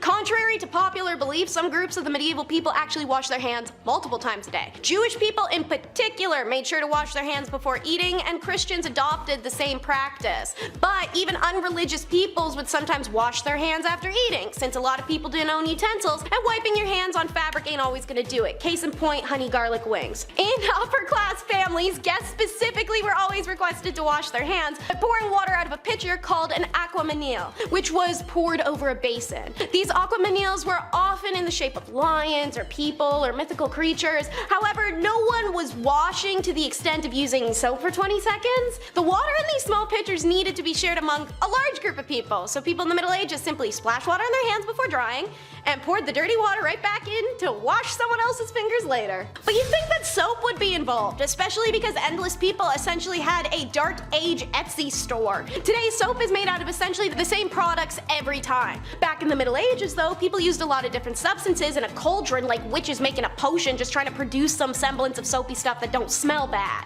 Most successful was a combination of lime, wood ash, lard and oil. Black soap, aka soft soap, gets its name from the dark color of the wood ash lye used to make it, and the cast iron it was often boiled in. Hard soap was made with high quality barilla ashes, which creates a light colored lye. Therefore, white soap quickly became equated with high quality hard soap. The stiff soap was then molded into cakes and bars, added dried flowers to the outer side, and the quality and scent of the soap changes depending on how wealthy someone is. Unfortunately, in case you didn't catch the keyword in there a few times, folks made soap with lye, which is so harsh it can remove skin if you scrub a little too hard. Next is how the world could have had toilet paper faster if they weren't judgy wipers. China had toilet paper figured out as early as the 6th century, making small squares of rice paper that would decompose into the ground and take the feces with it. Pretty eco-friendly stuff. However, the Europeans found this to be horrifying because they thought it was disgusting that the Chinese only wiped without actually washing their backside with water.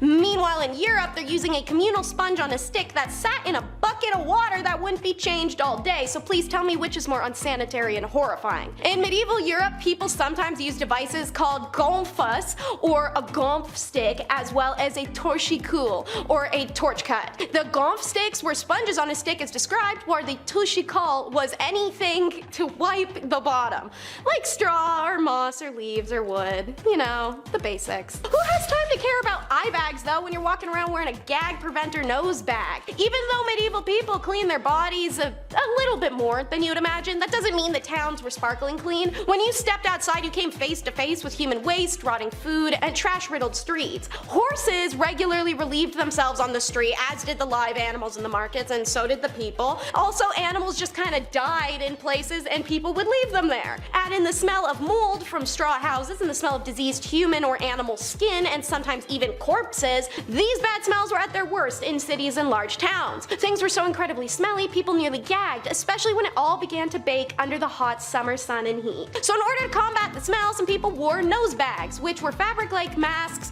that were filled with flowers and other fragrances that would be able to help the stomach smell the streets filled with waste. Men and women whipped their noses in the nose bag, give them a huff, and life is good again. The lesson here, be thankful for breeze and use it. And of course, the weirdest for last, the ear spoon. Sounds promising, doesn't it? While nowadays people use Q-tips to clean your ears, which apparently we aren't even supposed to be doing, as cringe-worthy as it sounds, people used long wooden or metal spoons called ear spoons or ear picks to remove the wax. Ear picks were also frequently made of bone, ivory, and brass as purely utilitarian items. Archaeologists have found them amongst the Vikings primarily, where it was common for them to carry an ear spoon on a chain around their neck so that they never have to be without their little tool should they ever have to degunk themselves. Ear spoons were used by all levels of society in medieval and post-medieval England following the Tudors.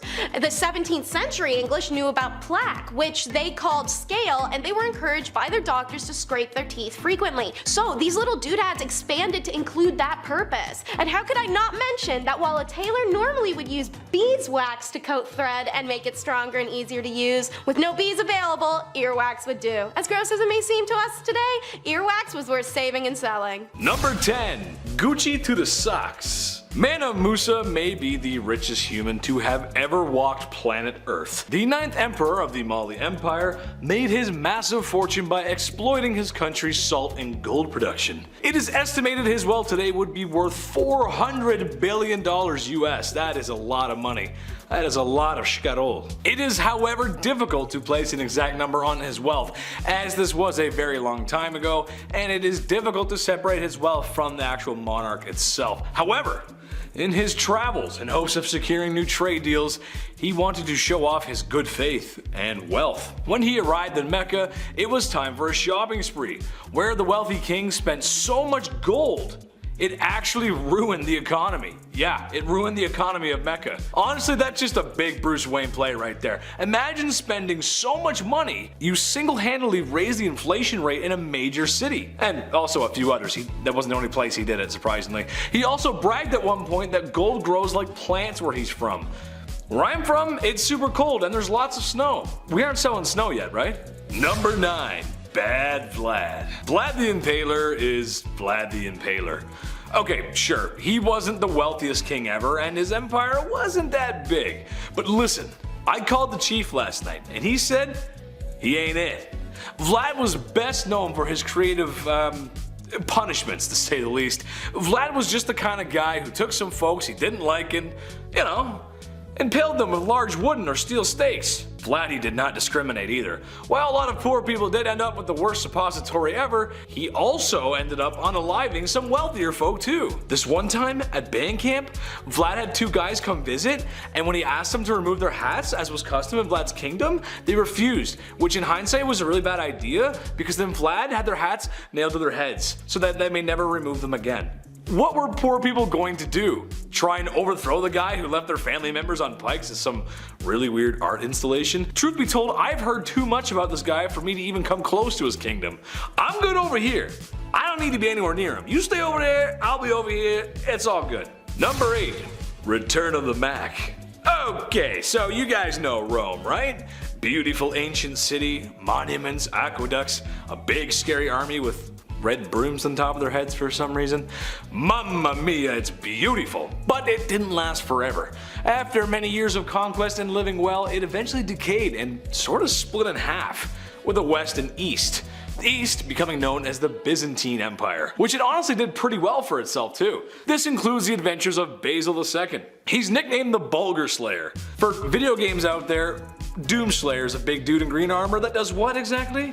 Slays demons. So that means Basil slays Bulgars. Huh? Yeah, real nice dude. With his financial might and power, he was able to conquer Bulgaria, which lasted a long time actually.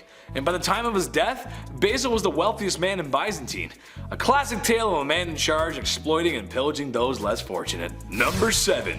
Off with his belly. King Henry VIII was a guy known for a few shady things. Removing your wife's head because you want a new wife isn't exactly the nicest way to go about divorce. I could think of some nasty other stuff too. I know what the I'm saying. I think what was rather more interesting, however, was the king's diet and the quality of life divide between royalty and peasants, especially compared to the average person at the time. Sure, he was the king, but the list of foods and menus that were available to him were crazy, even by today's standards, almost rivaling the wealthy of today. His banquets would often include pork, chicken, fish, goose, beef, fruit, bread, and desserts galore. Extravagant desserts with beautiful designs. And of course, you gotta have some wine to wash that all down with, which funny enough might have made them healthier to drink wine since water purification at the time wasn't so great. It is said he was consuming way more than the average person's calorie intake. Also, not to mention his food was fresh, or as fresh as it could be for the time. And if it wasn't, it was seasoned and preserved with very expensive spices from the far reaches of the globe. Spices that no normal person can get their hands on. The average person may not have been starving, but the quality of food and lack of fresh proteins show you what the almighty gold coin can do. Could someone please pass me the turkey? Number 6. The Cowardly Lion. Richard I was the King of England for a decent amount of time, but didn't spend a lot of time of it in England. He spent most of his time raising taxes so he could fund his international warmongering. After all, that's kind of what history is about. History doesn't usually remember the times we were super friendly and got along. Which brings us to the Crusades! After recapturing Acre in 1191, his enemy Saladin was considering options of what to do next, and also considering prisoner swaps, which actually was common for the time. Sadly, Saladin may have been taken too long, or may have been planning a retake of the city, because Richard had waited too long. Not sure what Saladin was up to, he took prisoners from Acre who were poor civilians and soldiers up onto a nearby hill in full view of Saladin and slaughtered 3,000 people. He's remembered for being Richard the Lionheart for his bravery. All I'm saying is that it's not very brave to kill innocent poor civilians. War is hell, I guess. Number 5. Nothing is true. Everything is permitted. The Medici family didn't exactly live around the medieval times, but fairly close. That being said, the family is something similar to the Kardashians of today. No, not a hit reality show based around wealthy women who sit around their mansion all day looking for a good verbal argument. No, but rather a well-known family who had extreme wealth and as time went on gained a lot more wealth and power. The Medici got their wealth by being successful bankers. And when you got money, you got power. And they owned a lot of property and had clients in multiple cities. Some family members would later become royalty like Catherine de' Medici, and even more powerful by some family members becoming next to the Lord himself as the Pope. Which, if you're into that sort of thing, you would know how serious that position really is. What I'm getting at is, you don't get that powerful without breaking a few eggs. They used money and power to manipulate, and they got their way. Number 4. Diaper Sniper. Alright.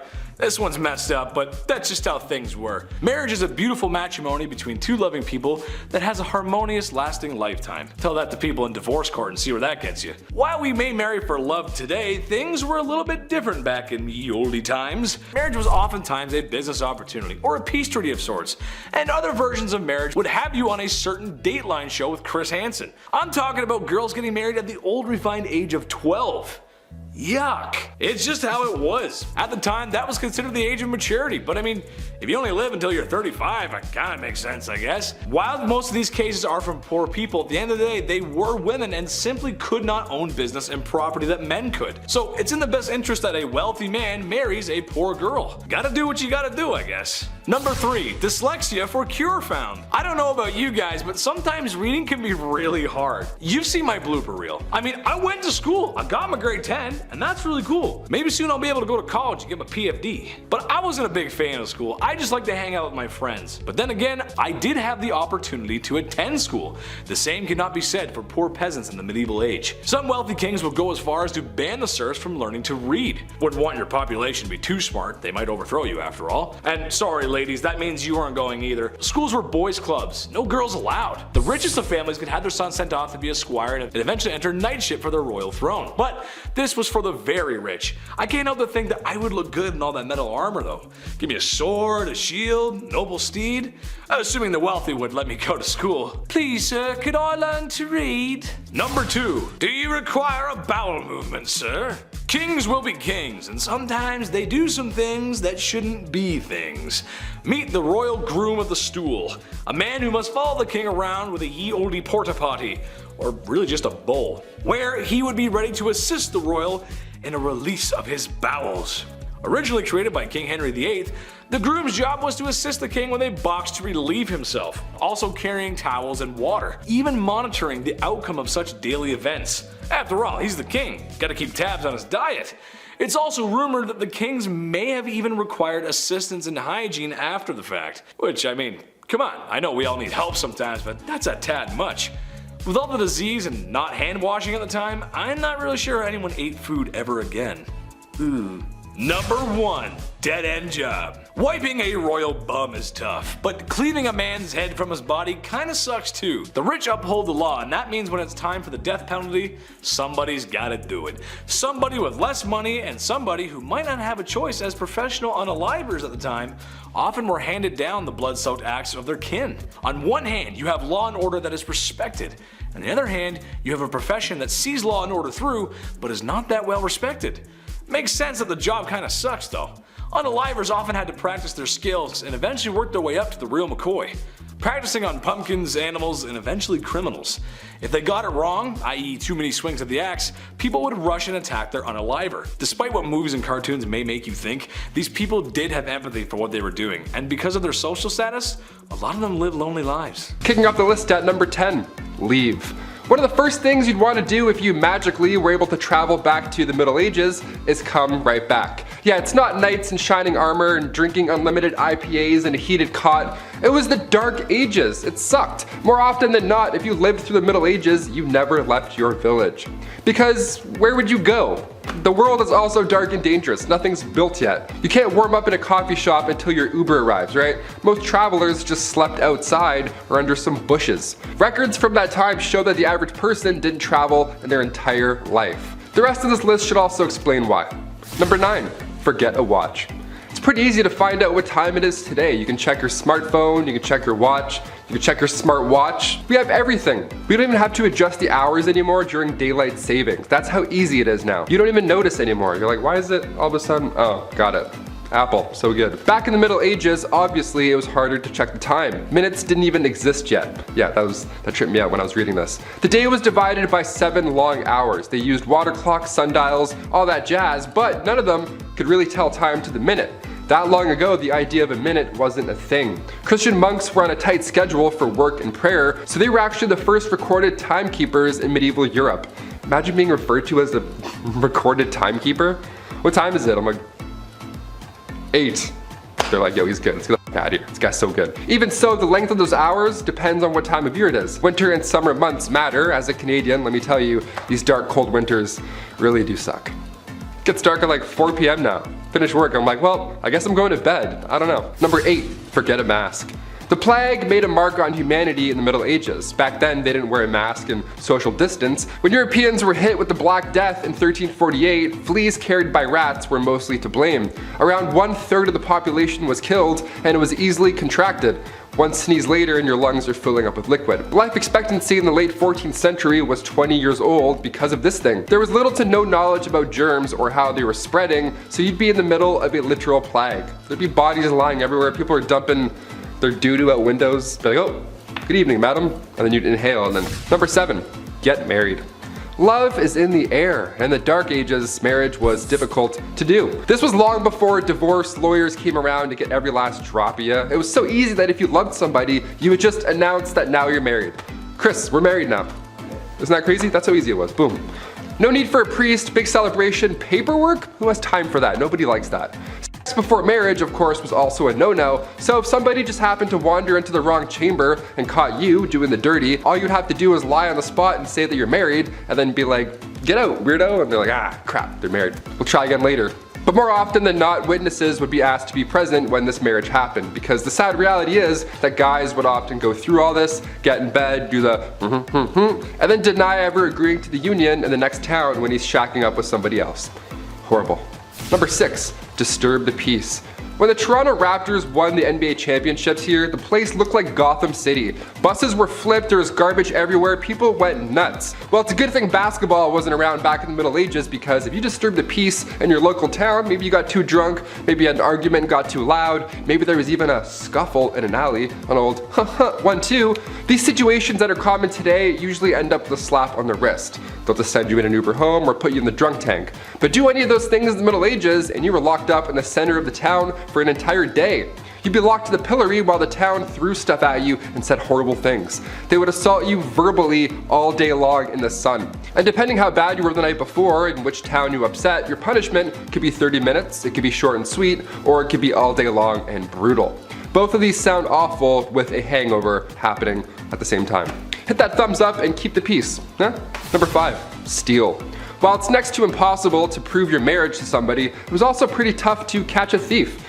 No alarms, no cameras, it was literally like Assassin's Creed. You would just throw your hood up, grab an apple, hide it, and then sprint into the woods for 30 minutes and be like, yes, I got away safely. The markup for stealing was also pretty insane for the time, but it made sense. If you stole something worth half a mark in Danish-controlled parts of England, you would be fined 80 times whatever you stole. So you'd better be a track star. If you're stealing that pie, you're like, I gotta go. My family needs this. Each ruler had a different way of dealing with theft, so you may have gotten off lucky sometimes. Not trying to promote stealing here, but I'm talking about a time where people would risk their life to steal a loaf of bread for their family, you know? Not just like pickpocket a blackberry.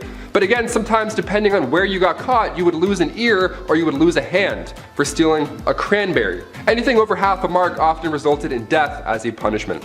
So run fast. Number 4, blasphemy. When the Catholic Church was running the show during the Middle Ages, you better have been part of the God Squad, or else you're gonna join them, apparently. Thomas Aquinas wrote about blasphemy in the Middle Ages, saying that if we compare murder and blasphemy as regards to the object of those sins, it is clear that blasphemy, which is a sin committed directly against God, is more grave than murder, which is a sin against one's neighbor. On the other hand, if we compare them in respect of the harm wrought by them, murder is the graver sin, for murder does more harm to one's neighbor than blasphemy does to God. Yeah, that's what you gotta deal with if you went back in time.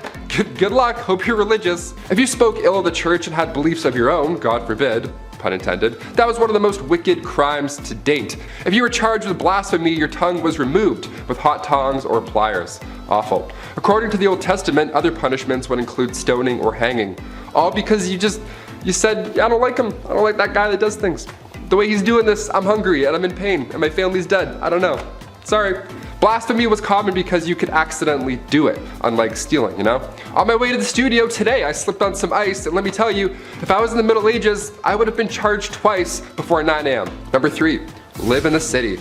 Okay, you may grow up wanting to live in the big city, the Big Apple, the city that never sleeps. Whatever pulls you to the city, it would have been a lot different back then. Living in the city sucked. It was actually preferred to live in the countryside in the middle of nowhere. Like starving was better than this, really. If you were poor in the city, you had a short and nasty life. Cities were often built near rivers, but it didn't take long for said rivers to be full of sewage. Stinky water.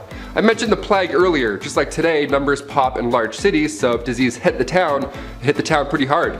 Just constantly wiping out these packed crowds over and over. And maybe you're a fan of the nightlife. Maybe you wish you were able to hit up these local medieval taverns, have a ye old IPA, ale, whatever the hell. It wasn't even that fun. Curfews were strict, and if you were caught outside of that curfew, the odds of your drunk self getting robbed would be pretty high. Also, cities had public bathhouses too, which sounds nice, but again, during the Black Death, maybe let's not take a dip today. Let's just wait. Let's just wait a week. Number 2, wear stripes. On Wednesdays, we wear pink, but we never wear stripes. Medieval Europe, if you were caught wearing stripes, maybe you're trying to make a fashion statement, you could literally end up dead. There isn't a gang of mimes that will silently take you out if you wear their colors. No, stripes in medieval Europe was seen as the devil's clothing. There are accounts of real people getting arrested for wearing stripes. That's it. Where and when this began, it's hard to pinpoint, but in 1310, in the French town of Rouen, a cobbler was sentenced to death because he decided to wear stripes that day. It was a big deal though. It wasn't a law that changed depending on what town you're in. It was bigger than that. In 1295, Pope Boniface VIII banned religious orders from wearing any type of striped clothing. So it wasn't like, oh, this town's cool, you can wear stripes here. It's like, no, you're the devil. Bye. And finally, number 1. Witchcraft. Whenever we think back to the Middle Ages, it's hard to forget that we once would accuse others of being a witch. It's like 5 plus 5, I think that's 10. We're like, how did you know that? You're a witch. You're definitely a witch. They would accuse animals of witchcraft, wizardry. No better sous chef than a golden retriever, just mixing up some potions. To be fair, Air Bud played like 9 different sports, so I don't completely disagree on that thought. But cats? What's a cat doing with a cauldron? On the official list of victims from the Salem witch trials, 2 cats were accused as well as 2 dogs. If their pet was behaving strangely, it must mean that they're working with witches in the middle of the night. Nothing to do with the poisoned rye just all over the floor. It's for sure a part-time witch. Villagers believed that witches traveled at night not by broom but by riding on the back of your furry friend. And it also wasn't just dogs or cats. They thought witches rode pigs, wolves, dogs, even turtles. Imagine a witch riding a turtle.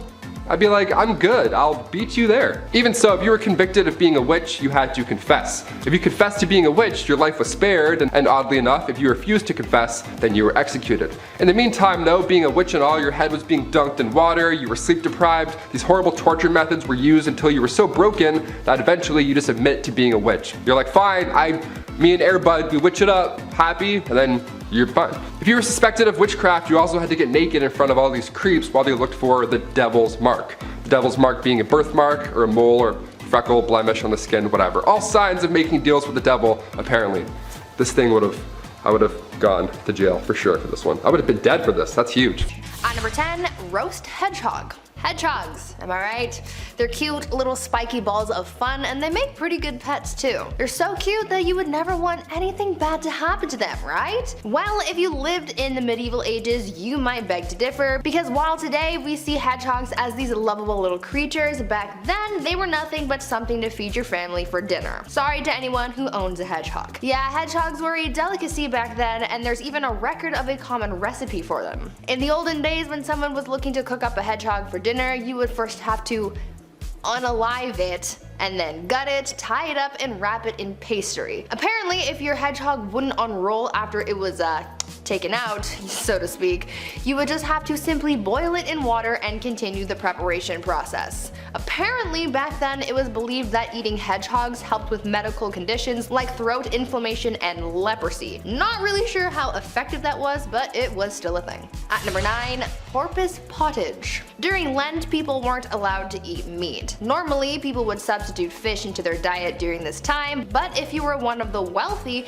then you could treat yourself to something a little more extravagant than just plain old fish. For those who could afford it, they would sit down to a seafood feast, and they really ate anything that came out of the sea. We're talking fish, lobster, crabs, eels, and dolphins. Yeah, they thought that dolphins were fish and so safe to eat during Lent. In a recipe book from 1399 written by King Richard II's cooks, there was a recipe for porpoise fermentry, which was basically a sweet and spicy wheat porridge with dolphin on top. It consisted of almond milk and saffron and just sounds absolutely vile. I couldn't imagine what a dolphin would even taste like, but I wouldn't imagine that it would taste very good, especially with almond milk, wheat, and saffron. But would you guys try it? Now, before I carry on telling you guys about the weird things that people ate in medieval times, I would first like to take a moment to ask you guys to leave a like on this video if you're enjoying it so far, and maybe even consider subscribing to the channel to see more videos like this one. At number 8, garbage.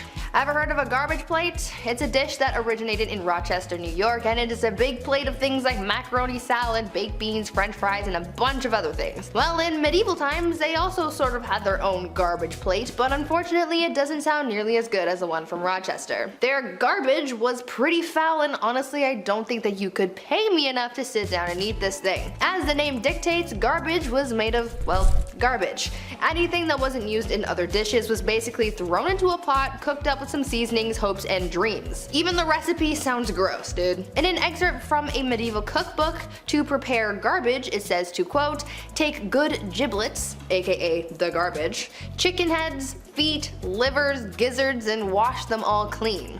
Throw them into a nice pot and add fresh beef broth, powdered pepper, cinnamon, cloves, mace, parsley, and sage chopped small. Then take bread, steep it in the same broth, draw it through a strainer, add and let it boil till done. Add powdered ginger, verjuice, which was sour grape or apple juice, salt, and a little saffron, and serve it forth. End quote. Yeah, I think I'm gonna pass on that one, thank you. At number 7, cockentrice. When living in medieval times, people had to be very creative when it came to cooking. You had to create flavors with limited resources while also trying to dodge the risk of poisoning people if you're not careful, but this next dish pushed the boundaries of culinary art so much that Gordon Ramsay would have to call every chef who made this an idiot sandwich. Back in medieval times, some chefs would prepare a dish called cockentrice, and it was kind of a monstrosity. This imaginative dish was made by combining a pig and a chicken into some kind of revolutionary Frankenstein's monster. Essentially, this dish was made by cooking a pig and a chicken, and then the chef would cut both animals in half and then attach the front half of a pig to the rear half of a chicken.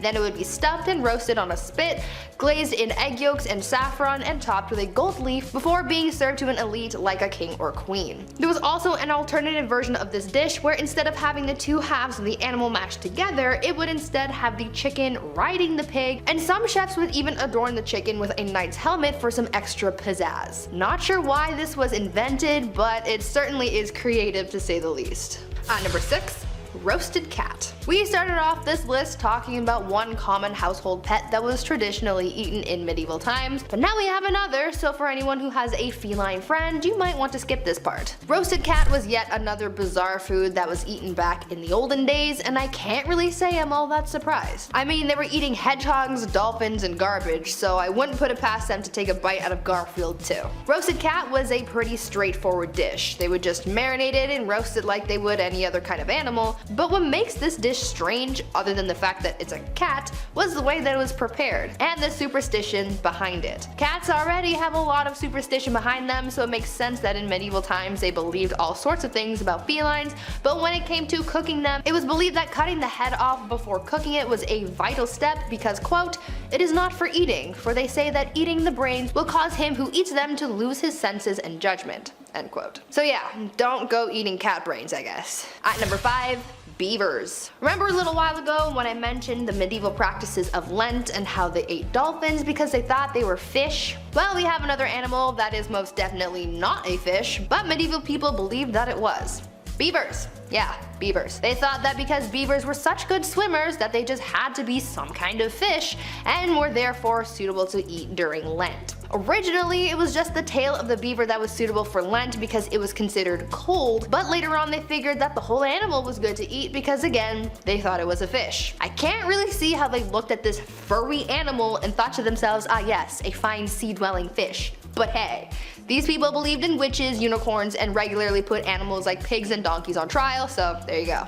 At number 4, singing chicken. Continuing on with another insanely weird food from the medieval age, we have one that was pretty dangerous to eat, though the people who lived back then probably didn't know it was so unsafe. Back then, some chefs would prepare a pretty theatrical dish and called it singing chicken. Man, the things that they did to these poor chickens. Anyways, singing chicken was prepared by taking the chicken's neck and tying it with quicksilver and sulfur, and when the bird was heated, it made a sound like it was singing. Why this was necessary?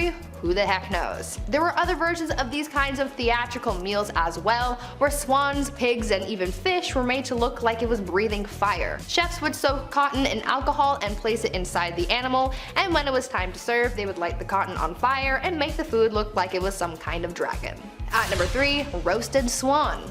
A lot of people see swans as beautiful creatures. I mean, I see them as deceptive geese because even though they are pretty, they will still attack you and eat your young, but I digress. Though swans are a lot of people's favorite animals, in medieval times, swans were more so people's favorite food. Yeah, even the swans weren't safe from being devoured. Now, some of you might think, oh well, since it's a bird, it's probably prepared in a normal way. And to those people, I say, have you been paying attention at all? Nothing was normal back then, and of course they had to make things weird. There were 2 ways of preparing a swan.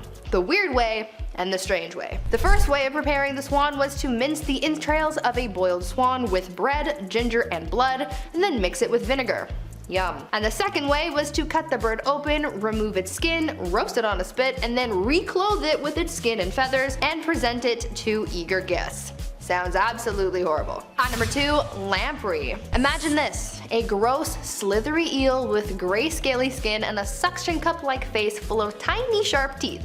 Does that sound tasty to you? Because I can't say it does. However, to people in the medieval age, apparently it was finger-licking good because this lamprey was all the rage and it was actually a favorite of King Henry I of England, who was actually said to have died from eating too many lamprey. Lamprey was considered a delicacy and was often enjoyed with a side of hot sauce. I don't care how it's prepared, you cannot catch me eating a sharp-toothed worm of the sea. And finally, at number 1, live food. I think that by now we understand that medieval cuisine was as much about theatrics as it was about sustenance. Between singing chickens, fire-breathing fish, and cockatrices, a lot was happening in the kitchens back then, but by far the weirdest food trend from the medieval age was their live food shows. Because a lot of people loved a good show, chefs came up with a new idea to wow their dinner guests, where they would serve an animal that looked to be dead and cooked, only for it to get up and run away when it got to the table. The most common animal used for these theatrics was of course the chicken. To prepare this unorthodox dish, the chef would take the animal, let's use the chicken as an example, and they would pluck it while it was still alive and glaze it to make it look like it had been cooked. They would then wait until the chicken fell asleep in the kitchen and bring it out on a platter. However, just as the chicken was about to be carved up and served, it would wake up and run down the table, creating a chaotic dinner. Another common live food that would be served was frog pie.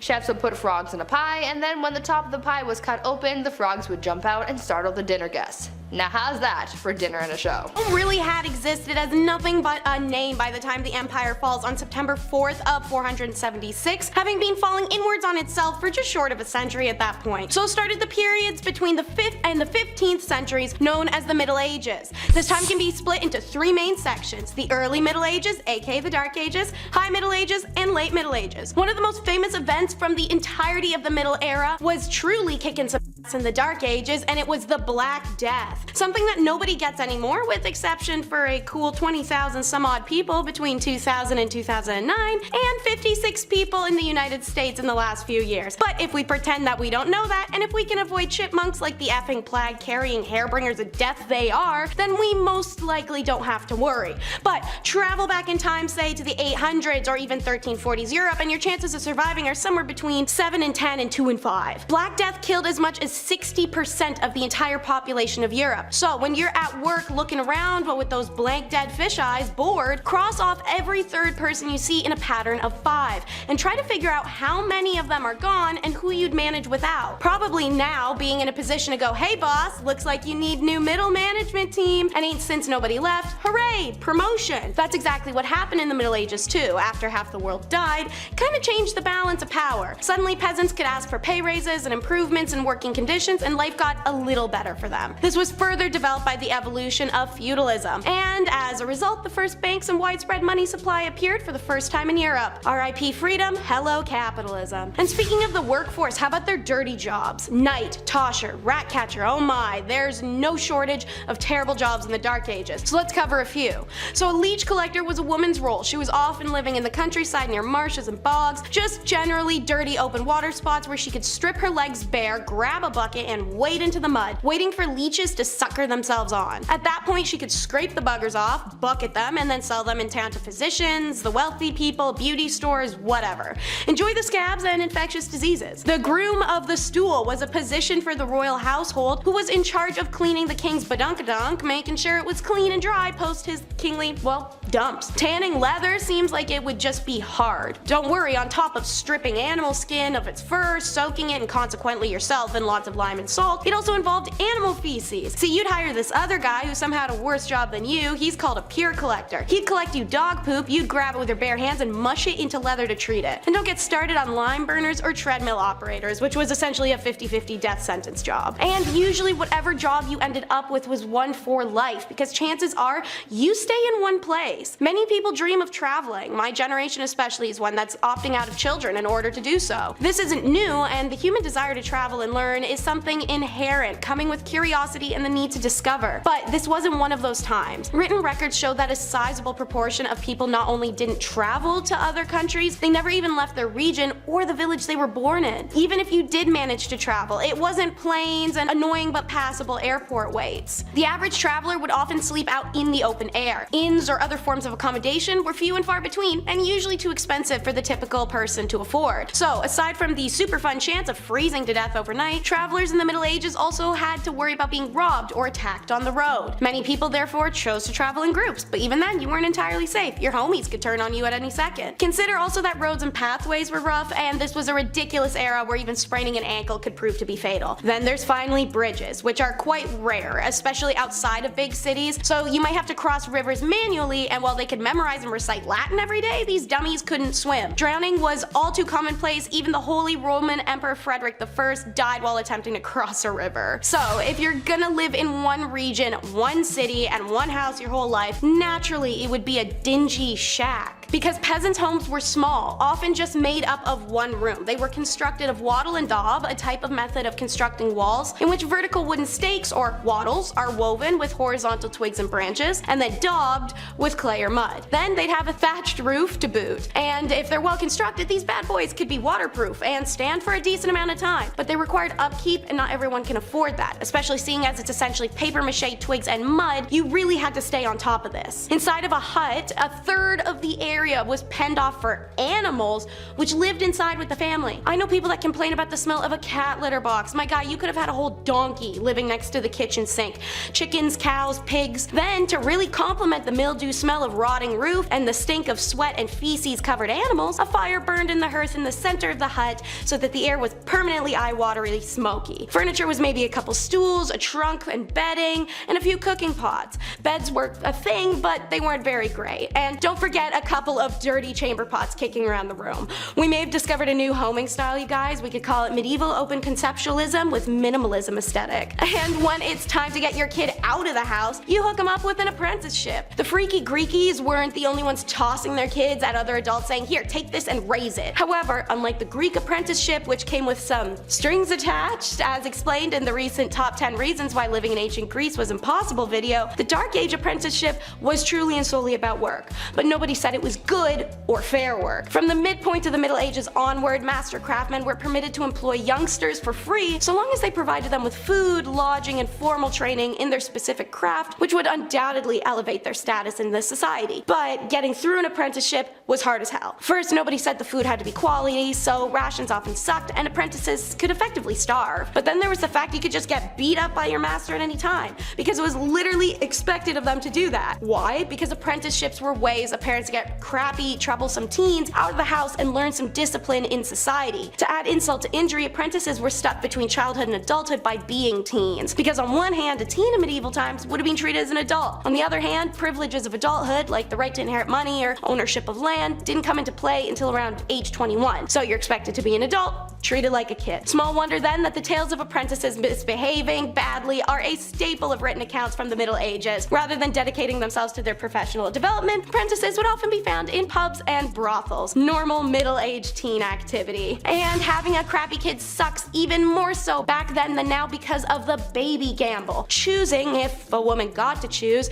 to have a baby was a hell of a decision in the Dark Ages. Plagues, famines, messed up weather, just not the environment for it, let alone women being regarded as morally weak and they weren't allowed to do things that modern women take for granted, like getting a job, deciding who to marry, having opinions, wearing pants. Your only two options were to become a nun or marriage. No work, no single living in the country, you get two options. And even if you weren't the most devoutedly religious, none was safer, if not a better option. Childbirth and pregnancies would kill 1 out of every 3 women in the Dark Ages. Compare that to today's maternity mortality rate as 1 out of every 0.028% of women. The fact that the female population now is significantly more equal in numbers to men in comparison, I think the choice is spectacularly easy. According to the Raven report, childbirth in the Middle Ages and the Tudor period were so dangerous, royal women were encouraged to write out their last will and testament well in advance to giving birth. Just imagine adding that to the baby to-do list under decorate nursery and sew onesies. But on the flip side, some men weren't exactly capable of popping out babies, thus the impotence trials. Modern time has counseling, understanding doctors, and little blue pills, all sorts of resources to help men with that issue. But the Middle Ages? Whew, don't expect any real sympathy, not from wives or the whole community. Conjugal duties are taken hella seriously, partially because everyone was frisky and they're locked into having just one person for the rest of their life. And it wasn't just men who had the right to ask their partners to perform. Wives could also demand intimacy, and failure to provide, well, buddy, you're getting served. And many recorded cases of women being granted divorce due to their husband's intimacy exist to prove it. And they were carried out in public. Whole Judge Judy style throwdowns called intimacy trials where accused man was expected to perform in front of the jury. To be granted a divorce, the woman had to prove her man was unable to perform, which wouldn't be shocking when you have an entire village watching with bated breath, even if it wasn't an issue before. Don't worry, a dude could save himself the shame of an annulment by calling on special witnesses such as working girls or other women from the past who could attest his manly prowess. Any medieval lady capable of putting her husband through such a humiliating ritual was almost always from a wealthy family. Lawyers and expert physicians didn't come cheap, but at the end of the day, men were literally able to cut our faces off in public or throw us in a fire alive for not baking bread right, so guys, I don't really think you can complain about this too much. Laws like this are one of the many stupid details that could have you randomly imprisoned.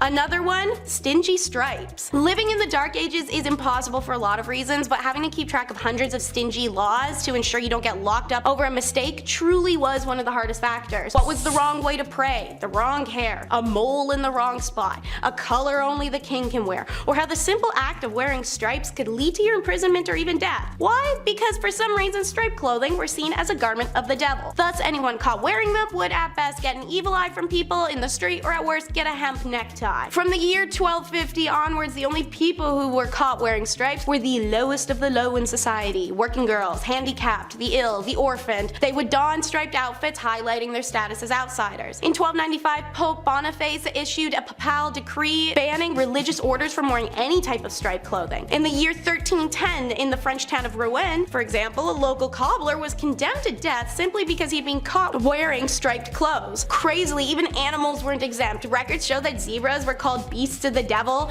even though people in Europe had only ever heard reports of them and hadn't even seen one with their own eyes. You can see how these guys led to colonization, right? Ridiculous. With the dawn of the Enlightenment in Europe, the hatred of stripes eased and eventually disappeared, and many look on the phenomenon with confusion, and understandably so. Time for the Shrek references. It's ogres and pitchforks. More specifically, just the pitchforks, and less specifically, really just the farm tools in general. You guys know in the movies like Shrek, when the villagers all come carrying pitchforks and farm tools, and of all things, like, why that and not swords? First of all, swords are heavy, and who has that kicking around? Seriously. Secondly, noblemen could require all male peasants over the age of 18 to report for military service. Didn't matter if it was a justified war against a viable external threat or just a petty fight against a local rival. If you are called up for duty, you had to report. According to histories of the time, around 1 in 5 peasant men would be in a military service. Food and clean water were in short supply, and disease was rife. Some historians reckon 2/3 of all conscripted men who died were killed by unsanitary conditions of their own camps over any enemy action. But peasants were required to bring their own weapons. Moreover, they would rarely receive anything more than rudimentary training, so they're sent to war unprepared and ill-equipped. Thus the thought process, well, if this tool works on my farm, for this, it'll work for that. So, what really sucked about military service in medieval times is how little was in for it for you. These days, joining the military can be a way of learning a trade or generally improving your lot in life. Not so back then. Feudal lords were fearful of their peasants getting too powerful, so you're once a farmer, you're staying one. If a peasant soldier got too skillful on the field of battle, there were several cases of them ending up mysteriously dead. It's like getting a Journalist of the Year award from the CIA. And finally, it wasn't just living that was impossible, but death sucked too. Alright, so evidently, whether from this video, others, or general universal knowledge, Dark Ages was pretty grim reality to live in. It's short, dirty, desolate, and brutal. But when it wasn't short, it was somehow worse. See, anyone over the age of 50, which was a crazy age achievement at the time, was deemed elderly. Unlike other cultures existing at the time, elderly in Europe are not even close to revered or respected. You didn't get to retire, having to pay your own way and continuing to work until physically you simply couldn't. Then, yeah, after that, you're really just a burden. Your own kids are side-eyeing you and everyone's asking you why you haven't died yet. What's the big hold up here, guys? For many, death was the only real chance to escape from everyday hardships or working the fields and trying to get enough money and food to survive. And when that finally happens and you pass through and rejoin the energies of our earth, you will finally find your peace. Yeah, no, psych, that still didn't happen. According to some research in Europe during the Middle Ages, massive 40% of graves were disturbed. Now, this wasn't like grave robbing during the Enlightenment. There were no university medical schools paying good money for fresh corpses to study. Rather, most cases of grave disturbances were run-of-the-mill theft. Often people would be buried with a small selection of their possessions, perhaps a favorite cup, a locket, a stuffed animal toy, or other such trinkets. In tough times, even some dead person's mystery grave junk might be enough to tempt a broke thief to dig someone up. However, this wasn't always the case. There's some even weirder crap too. Archaeologists in England have found evidence to suggest that in dozens upon dozens of quote grave robbing cases, rather than looking for objects, those responsible bound and gagged the dead bodies and then left them like that. It seems like they're fearful of restless souls, or perhaps of the undead rising again. Who knows, they had a lot of problems back then. And property. It should be no surprise to anyone watching this today, but women's rights and the treatment of women was not everyone's priority in the medieval ages. Dudes were just mean. I'm sorry. Where did it all stem from? I'm not sure. I'm just a guy with blue eyes, and sometimes I say funny stuff. But what I do know is that women were treated more like men's property, which is that sucks. That's gross. No one likes that. Which they are not, thank you very much. Sometimes women were traded like currency for livestock animals, land, and just business dealings in general, because women didn't have a say in the matter. Like, I'll give you 2 goats for my daughter. Here you go, dude. Which is just, that's not a fair deal, dude. That's not a trade, man. Not a trade. Number 9, promising young woman. Remember when I said if I talk about medieval times, I was gonna bring this up? It's a classic, a medieval staple. Couldn't talk about medieval times without it, really. What am I getting at? Well, that's marrying a woman in her midlife, about 12 years old. Yeah, I know, it's gross. Deplorable, despicable, naughty, and just unsavory. Okay, so people only lived to their mid-30s and 40s back then, so time is of the essence. Sure, I get it, but come on, man. I am hereby banning any cradle robbing or diaper sniping. That includes the dudes who out of high school and they're dating a woman still in high school. I'm banning it, that's it. Chetty says no. Number 8, bedroom watch party. Okay, let me paint the scene for you. It's 2009. You just finished pre-drinking and watching the latest episode of Jersey Shore with your friends. There's enough hair product in your hair to keep a bowl of lime jello still. You slap on some Uggs and head to the club. You meet someone who's cute AF. Maybe it's the tequila, maybe it's the apple bottom jeans, but you want to come home with this person. Instead of making it to your bedroom, a bathroom nightclub is now your domain for love. People walk by and witness your actions. But you do not care because this is your life and it's 2009 and you can do whatever you want. Okay, so that, but medieval times. Yeah, it's not a nightclub, but people would just come into your bedroom to witness that you went through with it on the marriage. Nobody wants that. That's just weird. That's not normal. Come on in. Me and my wife are about to... Come on in. Number 7. The Hunger Games. In the not so common case of a woman trying to divorce her husband because, you know, she's most likely not being treated very well and she's just not allowed to divorce and it's really just a messy time for women. How do you lose a woman? You forget to cherish her. Or you fight in combat to determine who wins the divorce. And by winning the divorce, I mean whoever wins lives. Yes, this was something that was actually done in medieval Germany. Basically, there's a little arena. Husband gets put into a hole to make it fair, I guess. There's a sack of rocks and a club, and then you just full send it and start swinging at each other. I feel like most divorces suck. Not that I would know, I've never been married, but I mean, come on, are the married people really telling me at home right now that they want to swing rocks and clubs at each other? I don't think so. Number 6, gross. Genghis Khan, maybe the most down bad dude to ever get on a horse and do what he did. Well, maybe except Arthur Morgan, but he's not real, even though I wish that chiseled, handsome, rugged man was.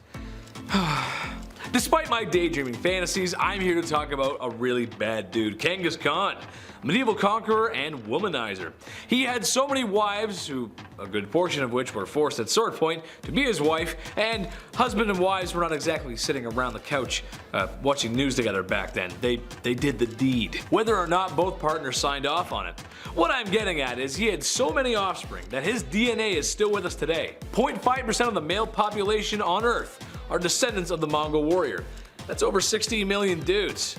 That's just insane, bro. Number 5, the moss. I ain't gonna come in here and tell you I know what it's like to be a woman or pretend I understand. There's been lots of great photos of humans that have been taken throughout history, but one that we miss for sure is when I was a kid and I learned what happens to women on those special couple days of every month. Not shock, just confusion. The look on my face, it was priceless. I wish y'all could have seen it.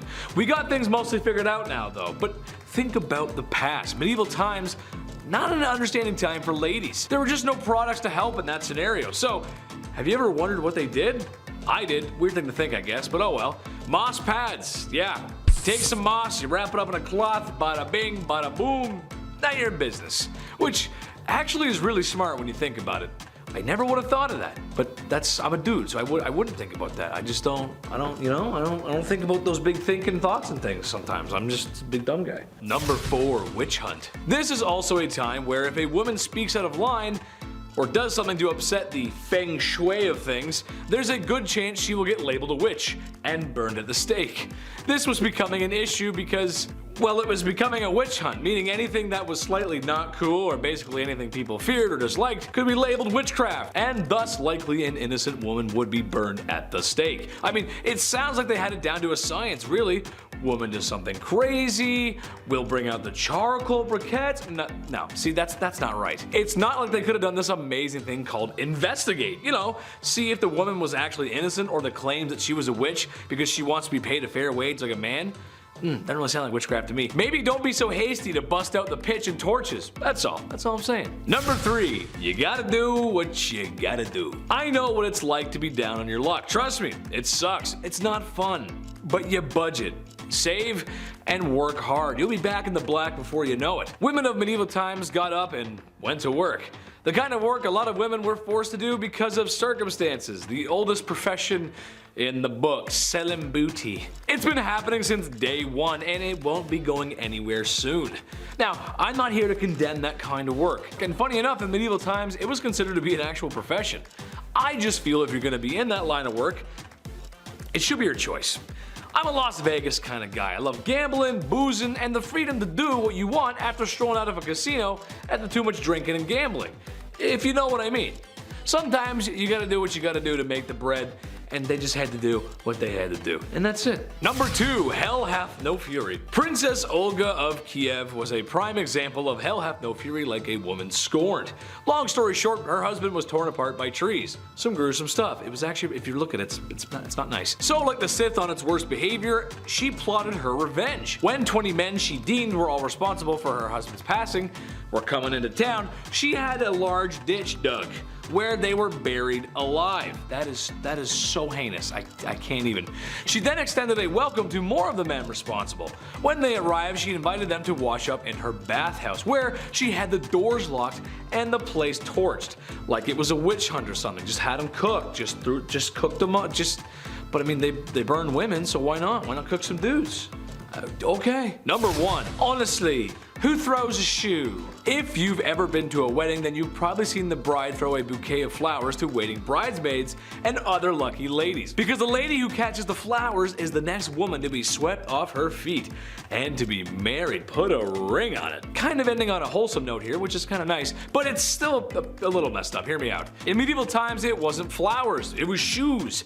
At first, it doesn't seem so bad, right? Shoes. We'll throw some shoes around. Why not? Besides, you know, the shoe being thrown too hard, you wouldn't want to catch a loafer on the side of the head. That would hurt. I think we forget how filthy our shoes can be. I mean, they walk through everything. Dirt, mud, blood, and if you're in medieval times, having a good old-fashioned wedding in the village probably meant some manure. Eek. Well, I'm all about tradition, but maybe we could throw the flowers instead. At number 10, water carrier.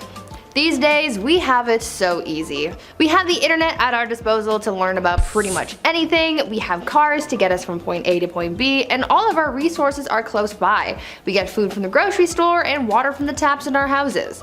But back in the Middle Ages, things were a lot tougher for people, and they had to go through a lot just to get basic life necessities, like water for example. Getting water to people wasn't as easy as you might have thought, and so that's why getting water became a whole profession. In a medieval city, you lucked out depending on the area that you lived in. If you lived close to a river or stream, then you could get all the water you wanted and pretty easily too. But if you weren't so lucky to live near this resource, then you might have had to hire a water carrier to fetch it for you. People sought out strong young men to become water carriers for them, and as the name implies, they would get paid to go to the nearest source of water and bring it back for their employer. This profession became pretty popular in the late medieval period in London, and by this time so many people were working as water carriers that they created their own fraternity. At number 9, town crier. I'm sure you've heard of the town crier at some point in your life, right? They're often incorporated into pop culture pieces that take place in the medieval times. When you think of the town crier, you might also think of the famous hear ye that is associated with the speeches of the town criers. Back in the Middle Ages, the role of the town crier was a very important one, as it was a crucial way for the local authorities to communicate with the residents of their community. The town crier would often make announcements of new laws, royal proclamations, the start of events, and even the punishments of criminals. They were basically the news anchors of the past. Also, as I mentioned, we normally associate the town crier with the phrase hear ye, but the phrase first started off as oye, oye, oye, which later evolved into the phrase that we are more familiar with. Before we carry on talking about these strange jobs from back in the days of old, why not take a moment to leave a like on this video if you're enjoying it so far, and while you're at it, consider subscribing to the channel to see more videos like this one. At number 8, scribe. These days, most people know how to read and write. It's part of our basic education and is one of the first things that we are taught as kids in school. As we progress in society, basic literacy is taught more and more throughout the world, as some people in parts of the world might not have access to this privilege, but back in medieval times, most of the population was illiterate, which made the roles of scribes so crucial. Not everyone had access to the right education, but for those who did and could read and write, they often became scribes. The role of the scribe was as straightforward as the name predicts. Essentially, their job was to write. Scribes were hired to write all kinds of documents ranging from letters to business contracts. One of their hardest jobs though was to copy manuscripts, which was a job that may have taken a scribe several months to complete. Many men and women in monasteries held jobs as scribes, but for common folk in villages, being able to become a scribe was seen as highly valuable as well. At number 7, Reeve. These days we have elected officials in our communities who serve as a sort of voice of the people. Back in the Middle Ages, they sort of had someone similar to that, and they were called Reeves. The Reeve was something of a local administrator, and their job was to oversee the day-to-day running of a manor, as well as to solve disputes between the peasants.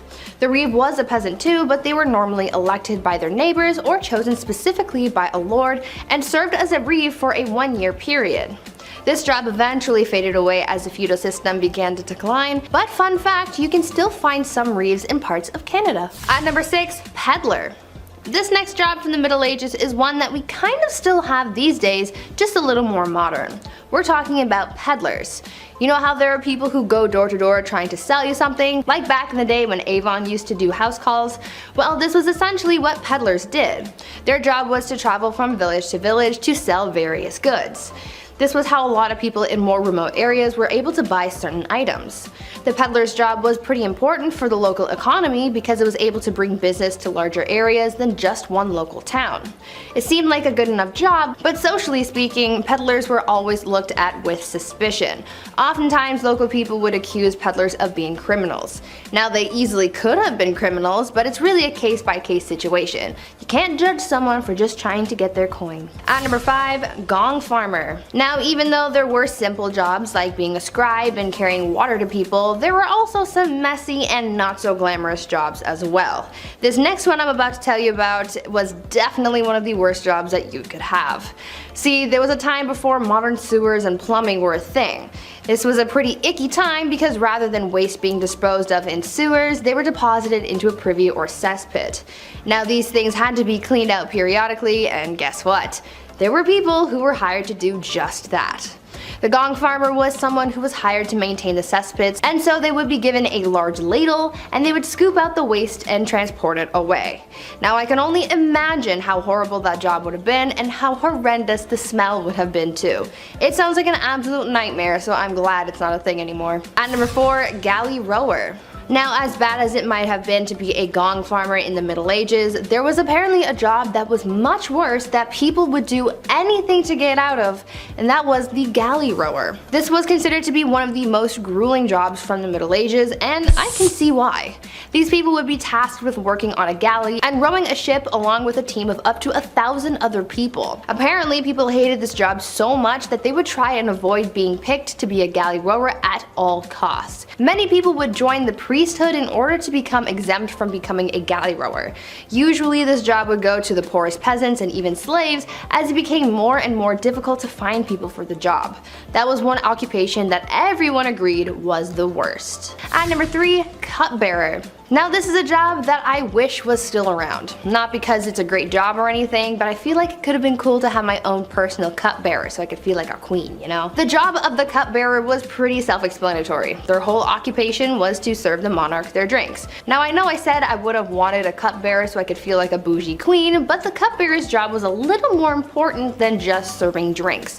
See, there was always the fear that the reigning monarch could get poisoned because it was a very common act of treason back in the Middle Ages. The cupbearer was the only person tasked with serving drinks to the king or queen because they had to make sure that it wasn't poisoned, even if it meant tasting the drink themselves before serving it, just to make sure that all was well in the cup. A lot of trust had to be put into this cupbearer so they could be quite influential in the courts if all went well.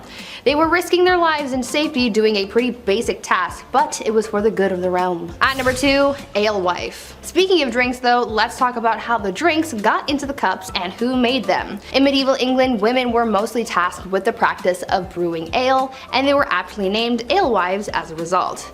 Alewives were very important not only for business, but also for the good of their families. Brewing was a quote, small scale, low investment, low profit, low skilled industry, but it brought success to a lot of married women as well as a substantial amount of independence, since this would have essentially been their business and their own source of income. These women would always be hard at work brewing because they sold their ale quite quickly.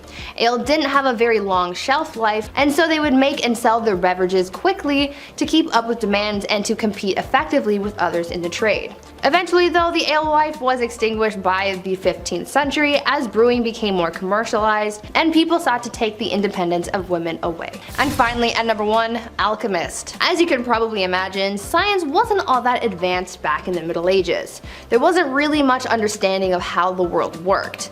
Back in these days, there were people who tried to practice science in a way that they knew how before many advancements in the field came out, and these people were called alchemists. These alchemists believed that it was possible to change metals and chemicals. They tried to purify metals to change them into other things, and one of the most common experiments was trying to convert tin into gold or silver. For other alchemists though, their mission was to come up with new medicines to heal people and cure them of their ailments. Alchemists were quite popular until the 17th century as the ideas behind alchemy were replaced by the science of chemistry. I guess you could say that alchemy walked so that chemistry could run. Number 10. Naughty naughty. There's a reason we don't do things like we did in ye olde times. We didn't know, but now we do. So there's really no excuse for acting up. A very common practice for marriage back in ye olde times was to marry a girl at the age of 12. And in case you're wondering, no, the man was nowhere close to the same age. Yes, it's just as gross as you think. No, I'm not happy talking about it, but that's just the way things went. I can just imagine how happy those young ladies were when their parents came to them and said, listen, the lord across town fancies you and the dude's got the bag. So you're gonna marry him so mommy and daddy can get the bag too. That's just one example of the medieval business transaction. I mean, marriage. Marrying for love. Number 9. Pull up a chair. The people of my generation either struggle to phone the doctor to make an appointment because of crippling anxiety, or they flaunt it on OnlyFans. There's no in between. However, I still think most people would feel uncomfortable finalizing their marriage in front of a party of witnesses. I honestly cannot think of a more awkward situation. Do you cheer them on? Are there sports commentators talking about the moves? Are there snacks? You could be there for 30 seconds, or 10 minutes depending on who you're watching. It just seems like a lot of unpleasant viewing to walk out of a room later to then all agree that yes indeed, that couple is married now. But hey, that's just how it went. Witnesses or family would watch you do what animals do on the Discovery Channel. Number 8. The Birth Factory. Soap and sanitation is one of the greatest things ever invented. Don't you just love taking a hot shower after a long day? Oh, I know I do. Hygiene was not the greatest back then, and while not the only factor, it did contribute to a high infant mortality rate. It was just one of the many factors. So, when young women were married, and married rather quickly, it was time to start pumping babies out. It's more of a quantity over quality kind of thing. Before marriage was declared a holy sacrament, these things were happening everywhere. Pubs, town squares, heck, even in your house. Now, for the people at home, can you tell me how you feel about the holy sanctity of marriage? Especially after you've been married for more than 10 years. Does it feel good? I bet it does. Number 7. Wrapped up. One of the weirdest superstitions and traditions that still carries on today is that the bride cannot be seen by the groom before she walks down the aisle at the wedding. Why? Well, it's bad luck. After all, that could ruin a marriage. Not like any other factors would have a hand in that. Like in-laws from hell or spending way too much money on the wedding, putting you in crippling debt right as you're just about to start your life together, right? Well, this was the way of the medieval wedding, and something used to even keep things mysterious was for the bride to wear a veil. It was thought that it would protect her from evil spirits, but also keep her from being seen by the groom, which honestly sounds like it might have been worse. So when the groom got to unwrap his wife, if he didn't like it, well, sucks to suck, brother. Just imagine your bride walking down the aisle and then... Yes, I will get married to you. Let's do it. Number 6. Mr. Steal Yo Girl. This one's pretty messed up. I'm not even sure how this was even possible, but hey, here we go. So on your wedding night, it was the legal right of feudal lords to come on down to your place and shack up with your soon-to-be wife. What? Who most likely was a virgin? That's right, the government would come down and fornicate with your wife. Sounds just like the IRS. Anyway, this messed up tradition is somewhat shrouded in curiosity due to its extremely uncomfortable nature and its legitimacy. It may or may not have happened, Or at least if it did, it might not have been as commonplace as some people may think. Moving forward, I think it's safe to say that this tradition can stay in the past, as there's no need for the mayor of my town to be sweet talking to my wife during the wedding. Hey, Mr. Mayor, you get your hands off of her. Number 5, Mamma Mia. The best man at your wedding was most likely the groom's best friend, who he most likely met in college, and probably was part of his fraternity. And when given the mic to make a speech that was slightly inappropriate for younger audiences, the most common words of his vocabulary were probably bro and dude. All college friends put aside, the best man of the past had more of a greater responsibility than regaling the tale of the kegger at Stacy's house. Besides the feudal government coming to tickle your wife's fancy, there were others who wished to take the bride away, Bowser style. The best man's job was to prevent any of this from happening. Trying to get away with Koopa kidnapping meant the best man was going to do battle with you, or just make sure the bride is protected. Like, you know, trying to run away from an arranged marriage because women are treated like property. Basically, he's a Luigi to Mario, except everyone actually respects Luigi in this case. Number 4, arranged marriages. All this stuff sounds awful, and you might be thinking, why do these women go along with this? Well, it's because they didn't have a choice. A lot of women simply didn't have the right to choose who they married. Kind of a rough time for the ladies. I would also hardly call these marriages, as it really was more the lines of something like a business deal or a proposal. Families promised daughters to others. Being basically sold off to someone probably isn't a good feeling. For wealthier families like royals, a lot of times it was just about wealth and power, but also about keeping alliances, keeping borders in check. Your daughter marries my prince, now we're allies. Oh, you've got a son? Great, because I've got a niece that just turned 13. Gross. Number 3, marital disputes. I like to joke around in this channel. Oh hell, who am I kidding? I like to joke around all the time. But this is kind of a touchy subject. But it's the truth, considering everything else that was going on, and it's not that far from the truth to say that women probably were not respected well inside the home either. This was a time long before equal rights and the resources that women today still need in case of domestic issues. I, as an internet comedian, cannot do the subject justice, as it's something of a more sincere conversation to be had. However, I can talk about it from the medieval times, and some men just needed to be put in the naughty corner bad. Life was a lot harder for the average Joe back then, which means it was a lot tougher for the average Jane. Tough conditions don't excuse men treating women that way, but what I'm saying is, it just wasn't a great time overall, especially for the women. Naughty, stay in the naughty corner, you bad medieval men, bad. Number 2, mail order. This kind of goes without saying, but men basically just got to pick a wife. Using money, power, or because somebody just owes you a favor. You get to pick out a wife. It was basically like shopping for a new car. You look around, check your options. Remember, this is the time when women were treated as property. Perhaps the biggest divide between men and women back then is that while men treat marriages like business or political agreements, they are still looking for love, where for a woman, she just doesn't have that option. Sometimes marriages go bad, but can you imagine what it would be like to be in a marriage you didn't even want to be in from the start? Man, that's rough. Number 1, married games. This one is just too weird not to mention. Divorces were not that common back then. Till death do you part, and depending on if the church would even allow it. But however, in the ye olde times, in the land of Germany, there was a really messed up process called trial by combat, which basically meant when husbands and wives needed to work something out or separating, they fought for it, Hunger Games style. The man was placed in a hole to level the playing field, and the woman had a sack of rocks that she would use. Not that any married couple today would ever want to hit each other over the head with anything, right? Come on, that's no, you guys love each other. And when this display of happy matrimony was finished and a winner was declared, the other had their light snuffed out. In a nutshell, the only way to divorce or remarry was if your spouse ceased to exist. So, here's some weapons to deal with it. Go ahead, here you go. Crazy. 10. Groom of the Stool. There were a lot of really horrible jobs back in the Middle Ages. I mean, these people literally took any task you could think of and turned it into an actual profession. From fetching water from the nearest stream to handing drinks to people, everyone had some kind of job. But with that said, some jobs were worse than others, and here's one of them. The Groom of the Stool was a job created during the reign of Henry VIII, where the role was to monitor and assist the king in his bowel movements.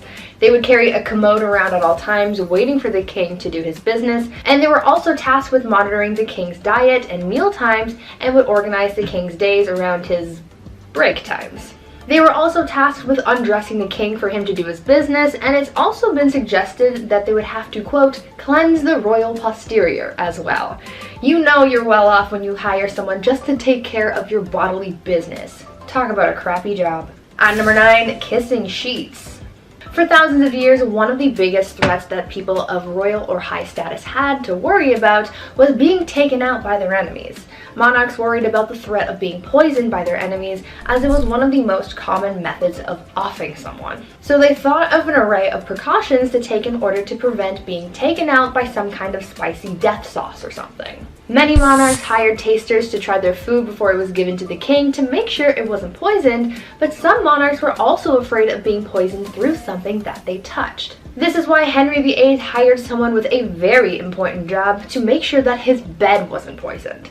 The person who was tasked with making the king's bed was also required to kiss every part of his bed every morning. They would kiss the pillows, the sheets, and blankets to prove that someone hadn't smeared poison on it. The king was also concerned with people poisoning his clothes too, as well as his sons, and so they would be tested for poison before they got dressed. Henry VIII was really out here providing employment for just about every weird task you could think of. Before we carry on talking about some of the strangest professions from back in the Middle Ages, why not take a moment to leave a like on this video if you're enjoying it so far, and while you're at it, consider subscribing to the channel to see more videos like this one. At number 8, Leech Collector. Back in the Middle Ages, things were still quite underdeveloped, like medicine for example. In our last video, I told you guys about alchemists who, at the time, were pretty much the ones who sought out cures for different ailments. Because science wasn't really known to them back then, they tried using whatever they could find to create cures, and one of the most common things that were used in medicine were leeches. Now, as we've learned by now, anything could become a job in the Middle Ages, and so gathering leeches became a profession. What's even weirder than the fact that finding leeches was someone's job is the method of how they collected those bad boys. Leech collectors would wade into the water with bare legs and wait for the leeches to come to them. They would swish around and try to gather as many leeches on their body as possible. They would then get out of the water and pry the leeches off, putting them into a bucket and selling them to people in town like barber surgeons and other medical professionals. Now, I can't say I've ever had a leech on me, so I don't really know what it feels like, but I can imagine that it's an uncomfortable feeling, so to have a bunch of them all over you must have been a nightmare. At number 7, fuller. Wool was a very important part of life for people back in the Middle Ages. They were able to make all sorts of things out of it, and because it was waterproof because of the natural oils in the wool, it made processing the wool quite easy. But soon people found out that whatever they made out of the wool ended up being quite coarse and frayed easily. They figured that if they removed the oil from the wool, then it would make the overall product a little nicer, which it did, but the oil removing process definitely wasn't pleasant. Back then, in order to get the oils off wool, people called fullers would process the wool by pouring stale urine over it and then stomping on it. They needed some kind of alkaline solution to dissolve the oils, and urine was the best and most abundant solution. What makes this extra gross though is the fact that when it came to big batches of wool, they would have needed the urine of a bunch of people to get the job done. So that means that the fuller would have been sloshing around in the urine of like half the town. Gross. At number 6, ostiary. In the Middle Ages, religion played a big part in the lives of the people, and there were actually quite a few jobs centered around having something to do with the church. This is true with ostiaries, who worked almost like a secretary for the church. This position was normally held by a man who wanted to move up in the church's hierarchy. He was basically doing a menial task to butt kiss his way to the top. Ostiaries were tasked with being kind of like a church bouncer. They would make sure that unbaptized people didn't come into the church during certain times, and they would also man the doors during baptisms. This profession was based on the Roman habit of having a slave guard the doors of their master's house. At number 5, bear leader. Now here's a really strange job from the Middle Ages, which sounds both terrifying but also kind of cool. Back in the Middle Ages, blood sports were all the rage. Many of the monarchs who ruled during this time were obsessed with watching blood sports, which honestly kind of explains a lot, but that's besides the point. One of the most popular blood sports was bear baiting, which involved making a pack of dogs fight a bear. Sounds gruesome, but it also begs the question, well, where did you get the bear? Well, that's where bear leaders came into play. For bear leaders, their whole job was to lead bears from village to village so that they could participate in blood sports. Now it sounds super dangerous because, well, we're talking about a big bear, but imagine how much of a flex that would be to say, yeah, I wrangle bears for a living. Like, how cool would that be? Now that's something to put in your Tinder bio. At number 4, the piss prophet. As we all know, medicine wasn't all that advanced in the Middle Ages. There were no actual doctors, and the people you would have visited if you were feeling unwell were the same people who doubled as barbers, so I don't know how accurate their medical diagnosis would be. In medieval England, people didn't really know much about health, and many people were known to get diagnosed based on their pee. Back then, they believed that the consistency, color, and taste of someone's pee could diagnose someone's ailments.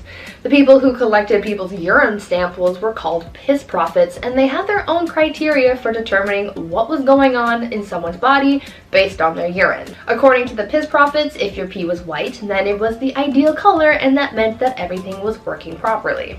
If it was wine colored, like blue or black, then it meant that something was very wrong.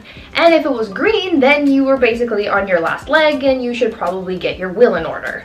Now, I'm not sure how accurate these readings actually were because medicine was basically non-existent back then, but they tried their best with what they had, I guess. At number 3, muckraker. In our last video about unusual jobs from the Middle Ages, I told you guys about a job where people had to clean up human waste with ladles and then transport it elsewhere to keep the town clean. But there's another profession along those same kind of lines that I'd like to tell you about. Muckrakers were the people who were responsible for cleaning waste off the streets in whatever town they were in. You see, back then, people kind of just disposed of their waste wherever they pleased. But since this waste, like human and animal excrement, rotting food, and entrails, had nowhere to go and kind of just sat around the streets, you can just imagine how disgusting that must have been. So that's where muckrakers came in. These were brave people who basically rode around town, collecting waste off the ground and throwing it into carts to then be transported out of the city. As horrible as this job may sound though, these people actually made a lot of money. Muckrakers could make in 11 days the same amount as another laborer makes in 6 months. Would you do this job if it made you rich? At number 2, arming squires. I've talked about squires in a previous list about medieval knights, and if you've watched that video, then you might be familiar with how unpleasant the life of a squire could be. At a certain point in their training, a squire would be tasked with basically being an assistant to a knight, and a lot of their assistance was guided towards the knight's armor and weaponry. In the Middle Ages, arming squires were given the task of maintaining the knight's armor. So this meant that they had to make sure that the armor was clean and properly attached to the knight's body. This job was so serious that sometimes the arming squire would have to run out into the battlefield in the middle of a fight to tend to their knight's armor, which meant that they were risking their lives for a couple hunks of metal. And finally, at number 1, pier finders. Now I think this last job on our list must be one of the worst ones by far. We've talked about how people harvested leeches, cleaned waste off the streets, and stomped on urine-soaked wool, but imagine if your job was just to go around the town and pick up as much dog poop as you possibly could. This was basically what people called pier finders would do. Dog poop was essentially used as a drying agent by tanneries to make leather for bookbinding. This was a lot of people's full-time jobs, but imagine how crappy this job would have been. I'll see myself out. The list at number 10, the heretic's fork. Ah yes, I like sporks. This fork, I don't like. Another horrible thing for your neck right off the bat, here we go. The heretic's fork was designed so that nobody has to physically harm the victim, which is one of the worst in my opinion because now it's on them to get hurt from this punishment, and then no one has to even be responsible. A double-sided medieval fork, an old rusty, horrible fork, would be attached to your neck with a belt, anything that keeps the fork steady, you name it. So now the victim has to keep their neck straight or else the obvious and horrible would happen. Ugh, I hate it. I have a long neck too. That would be a long commute down.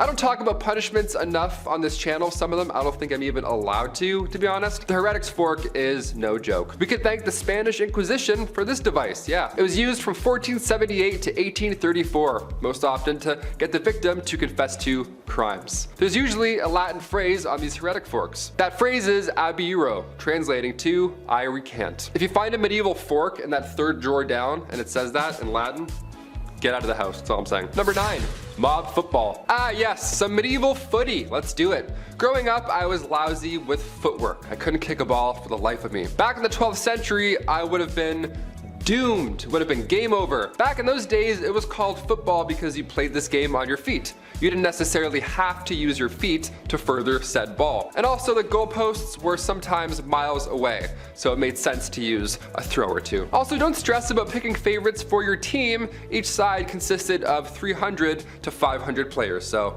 plenty of room for you and yours. I also forgot the most important rule, of course. You can fight each other.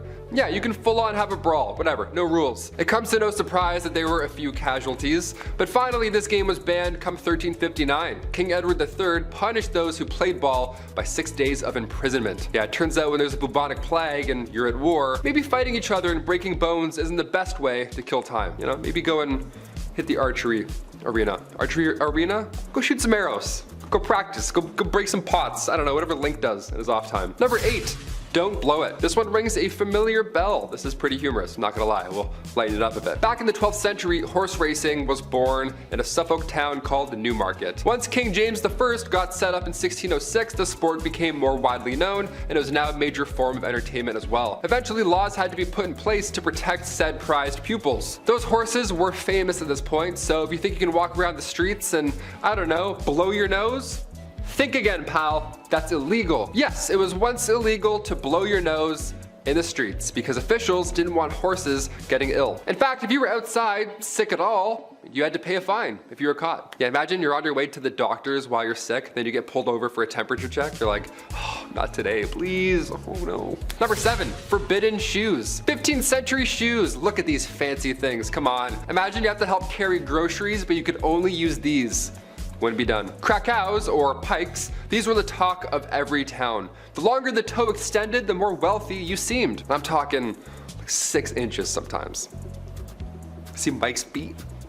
That's huge. Dudes were tripping over their feet sometimes, it was crazy. Most importantly, the common folk were starting to look like royalty. Yeah, how dare you? How dare you look like the English crown, you poser? Finally, a law was passed in 1463. No knight under the rank of a lord, esquire, or gentleman, nor any other person shall wear any shoes or boots having spikes or points which exceed the length of 2 inches. That lasted until 1604. Yeah, God forbid you're wearing your dad's pikes and then you get busted. Too long, pal. Over 2 inches? Go into the slammer. The punishment for a long pike was a fine of 3 shillings and 4 pence. Do I have that? Oh, shoot. That's like 150 bucks today, give or take. Imagine that, all because of your shoes. All because you thought you were rich. Yeah, get a grip, peasant. Go change back into your Birks and socks. Number 6. Solitary confinement. This is a kind of punishment that still exists in our modern society. It's honestly one of the worst because of the type of psychological distress that it causes. Here we go. Basically, this form of punishment involves a prisoner living in a single cell with little to no meaningful contact with anybody else. That's the whole punishment. Now, the isolation that solitary confinement can create can be life-altering for people. It's really bad. There are many stories about people being locked up for so long that eventually they just forget about their families entirely. Some people have gone away to solitary confinement for so long that once they're out, they can no longer speak. Isn't that crazy? Solitary confinement and the negative effects it has on one person is becoming a wider topic of conversation today because of said effects on a person's mental well-being, and it's a topic for a lot of human rights organizations. Yeah, rightfully so.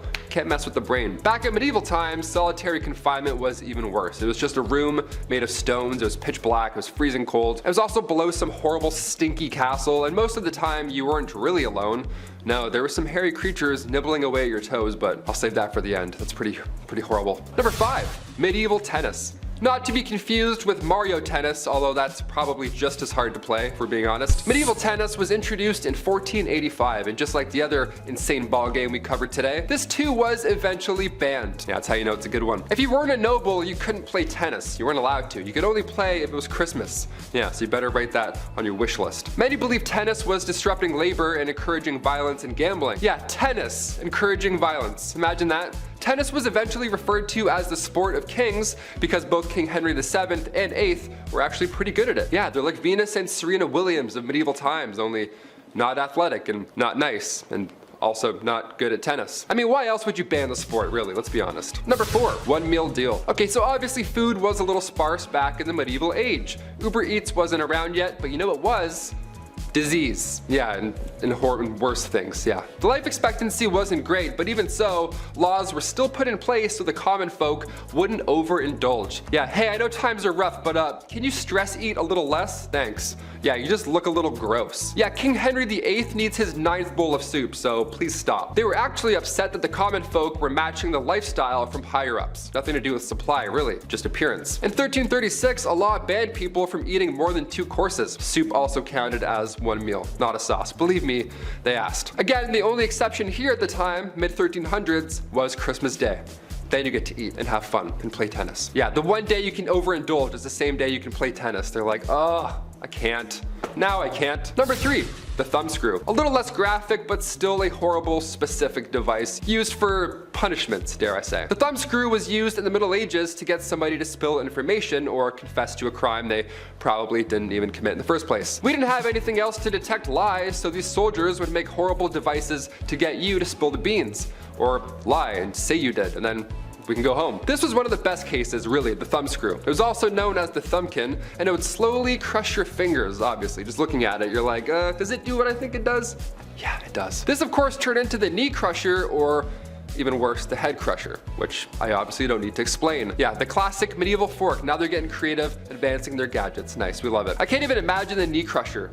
That alone, no thank you, let's move on. Number 2, the cake test. Of all the nonsensical tests performed during the Salem witch trials that we covered in part 1 and 2, this one takes the cake. Yeah, pun intended. I did that on purpose. It sounds delicious, but in reality, it was just spreading the disease even more. This was a popular method of seeking out witchcraft in England as well. See, they would make a cake out of, well, you guessed it, rye flour. Remember that, rye flour. And then they would add a little bit of urine from the accused witch. Yeah, I'm more of a chocolate cake guy myself, not a big fan of urine cake. But hey, who knows, maybe I'll change. But don't worry, nobody ate this cake, just an unfortunate village dog. Yeah, sad thing. They would feed this cake to a good boy, and then if the dog showed the same witchy symptoms, you know, being sick from said rye, then the town knew for sure that the accused was guilty. I just really wish one villager was like, maybe it's the pea.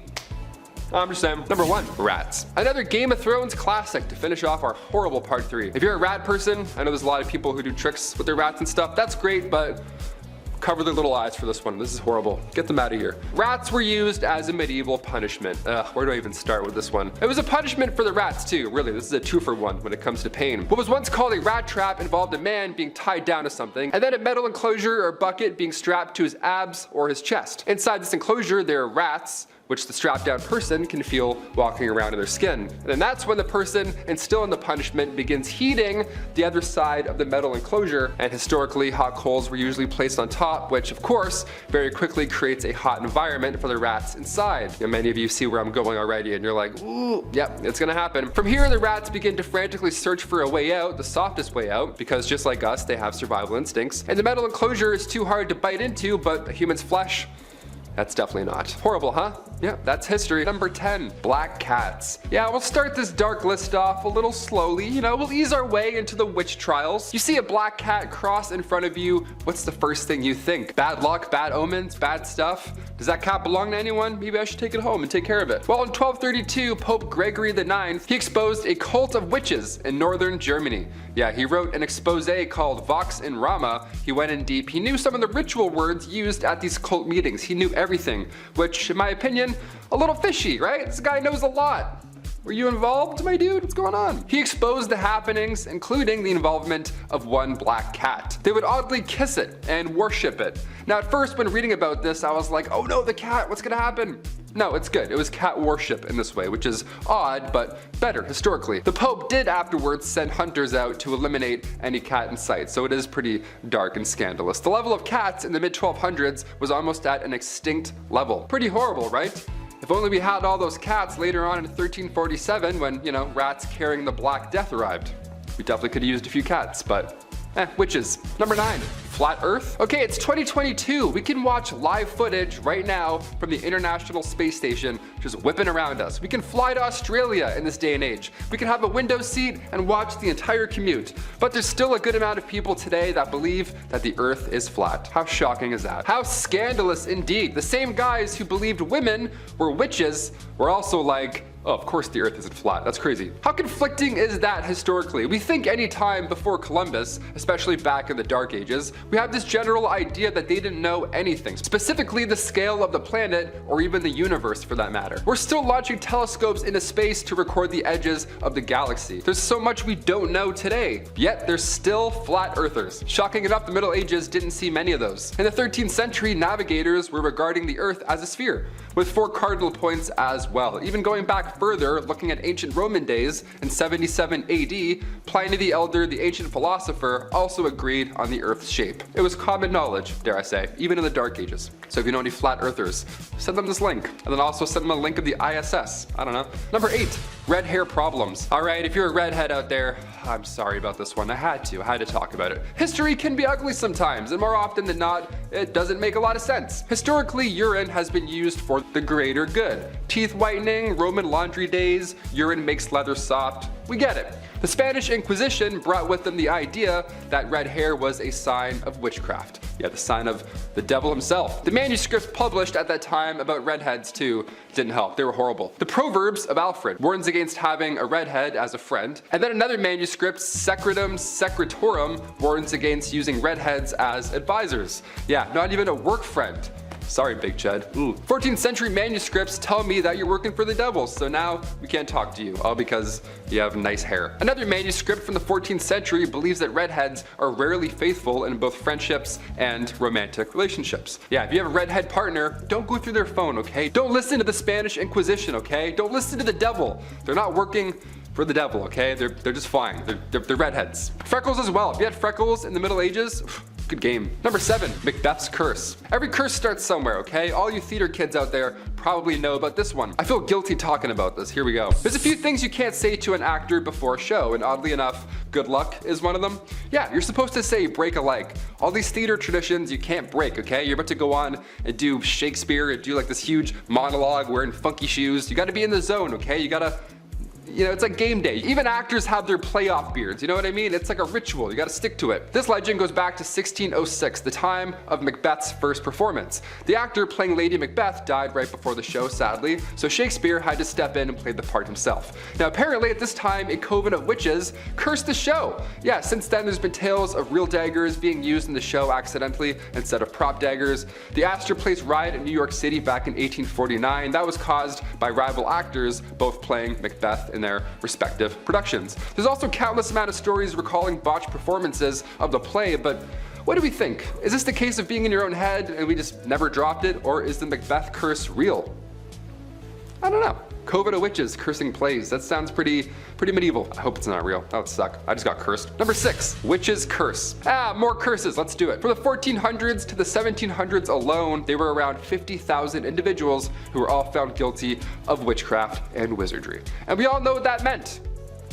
But how many of those were actual witches? Like really, was this a real thing? Were any of them actually found guilty? Was any of them the Red Woman from Game of Thrones? Like, you know, did she do anything? We'll start with a woman named Mother Shipton. Mother Shipton, aka Ursula Southiel. She was a clairvoyant from the 16th century, England's greatest, if that. Her mother as well was a widely known witch, which is a little dark. But Ursula, she was good at her job. She was often compared to Nostradamus, so she was using her passed on abilities for the greater good. Again, greater good, the Middle Age greater good. She predicted the execution of Mary Queen of Scots, and she also predicted the internet. Yeah, in the 16th century, she predicted that thoughts around the world shall fly in the twinkling of an eye. It rhymed, so you know she was on a good streak. Mother Shipton actually passed away a peaceful death, believe it or not. She wasn't hunted down by a mob or anything like that. She was actually buried on unholy grounds in 1561, which is insanely bizarre for a witch at any time. And the fact that people compared her to Nostradamus and she wasn't, you know, shocking. Dare I say, we have a good one. A nice good one for a halfway point. Number 5, Agnes Sampson. And now back to the dark stuff. This one's not as great. Turning the clocks now to 30 years after Mother Shipton, the general public isn't always so easy when it comes to clairvoyance. So around 1590, when King James VI, when he was ruling Scotland, this was an important time because the lovely Anne of Denmark Norway, his wife, she was very much opposed to black magic or all that voodoo. She wasn't on board at all. During one commute back to Scotland, for example, the couple barely made it through a fierce storm. So King James VI, he was now convinced, because of his wife, that the storms were an outcome of black magic. Yeah, a witch cursed their commute. All because of a storm, they thought this, imagine that. So they charged one Agnes Sampson. The king and the queen all believed that these witches attended a coven on Halloween night, and that's what happened with their commute. So she was held prisoner until she confessed. And then at that point, she finally met her horrible fate. Her nonsensical, horrible fate. Number 4, Plague Bearer. Okay, if you think your job sucks, hear me out. The hot summer of July 1665. Okay, what do we do with all these poor souls who have been hit by said plague during the Dark Ages? You can't just hide them all in the catacombs this time, right? We can't just hide them in a random place. We don't have that. So a plague bearer is the person that you need. Church wardens would organize burials. This was a normal thing back in the 1600s, but when the plague hit, they had to change things up a bit. Now things were a little bit dangerous. If somebody had the plague, these guys would be responsible for transporting them far, far away and then burying them. Plague bearers, that's crazy. A church would then house these plagued souls far away from society. How grim is that? All because you got sick. But I mean, that's probably a good thing, all things considered, you know? Because anything we learned the past couple years, it's like, oh yeah, things spread.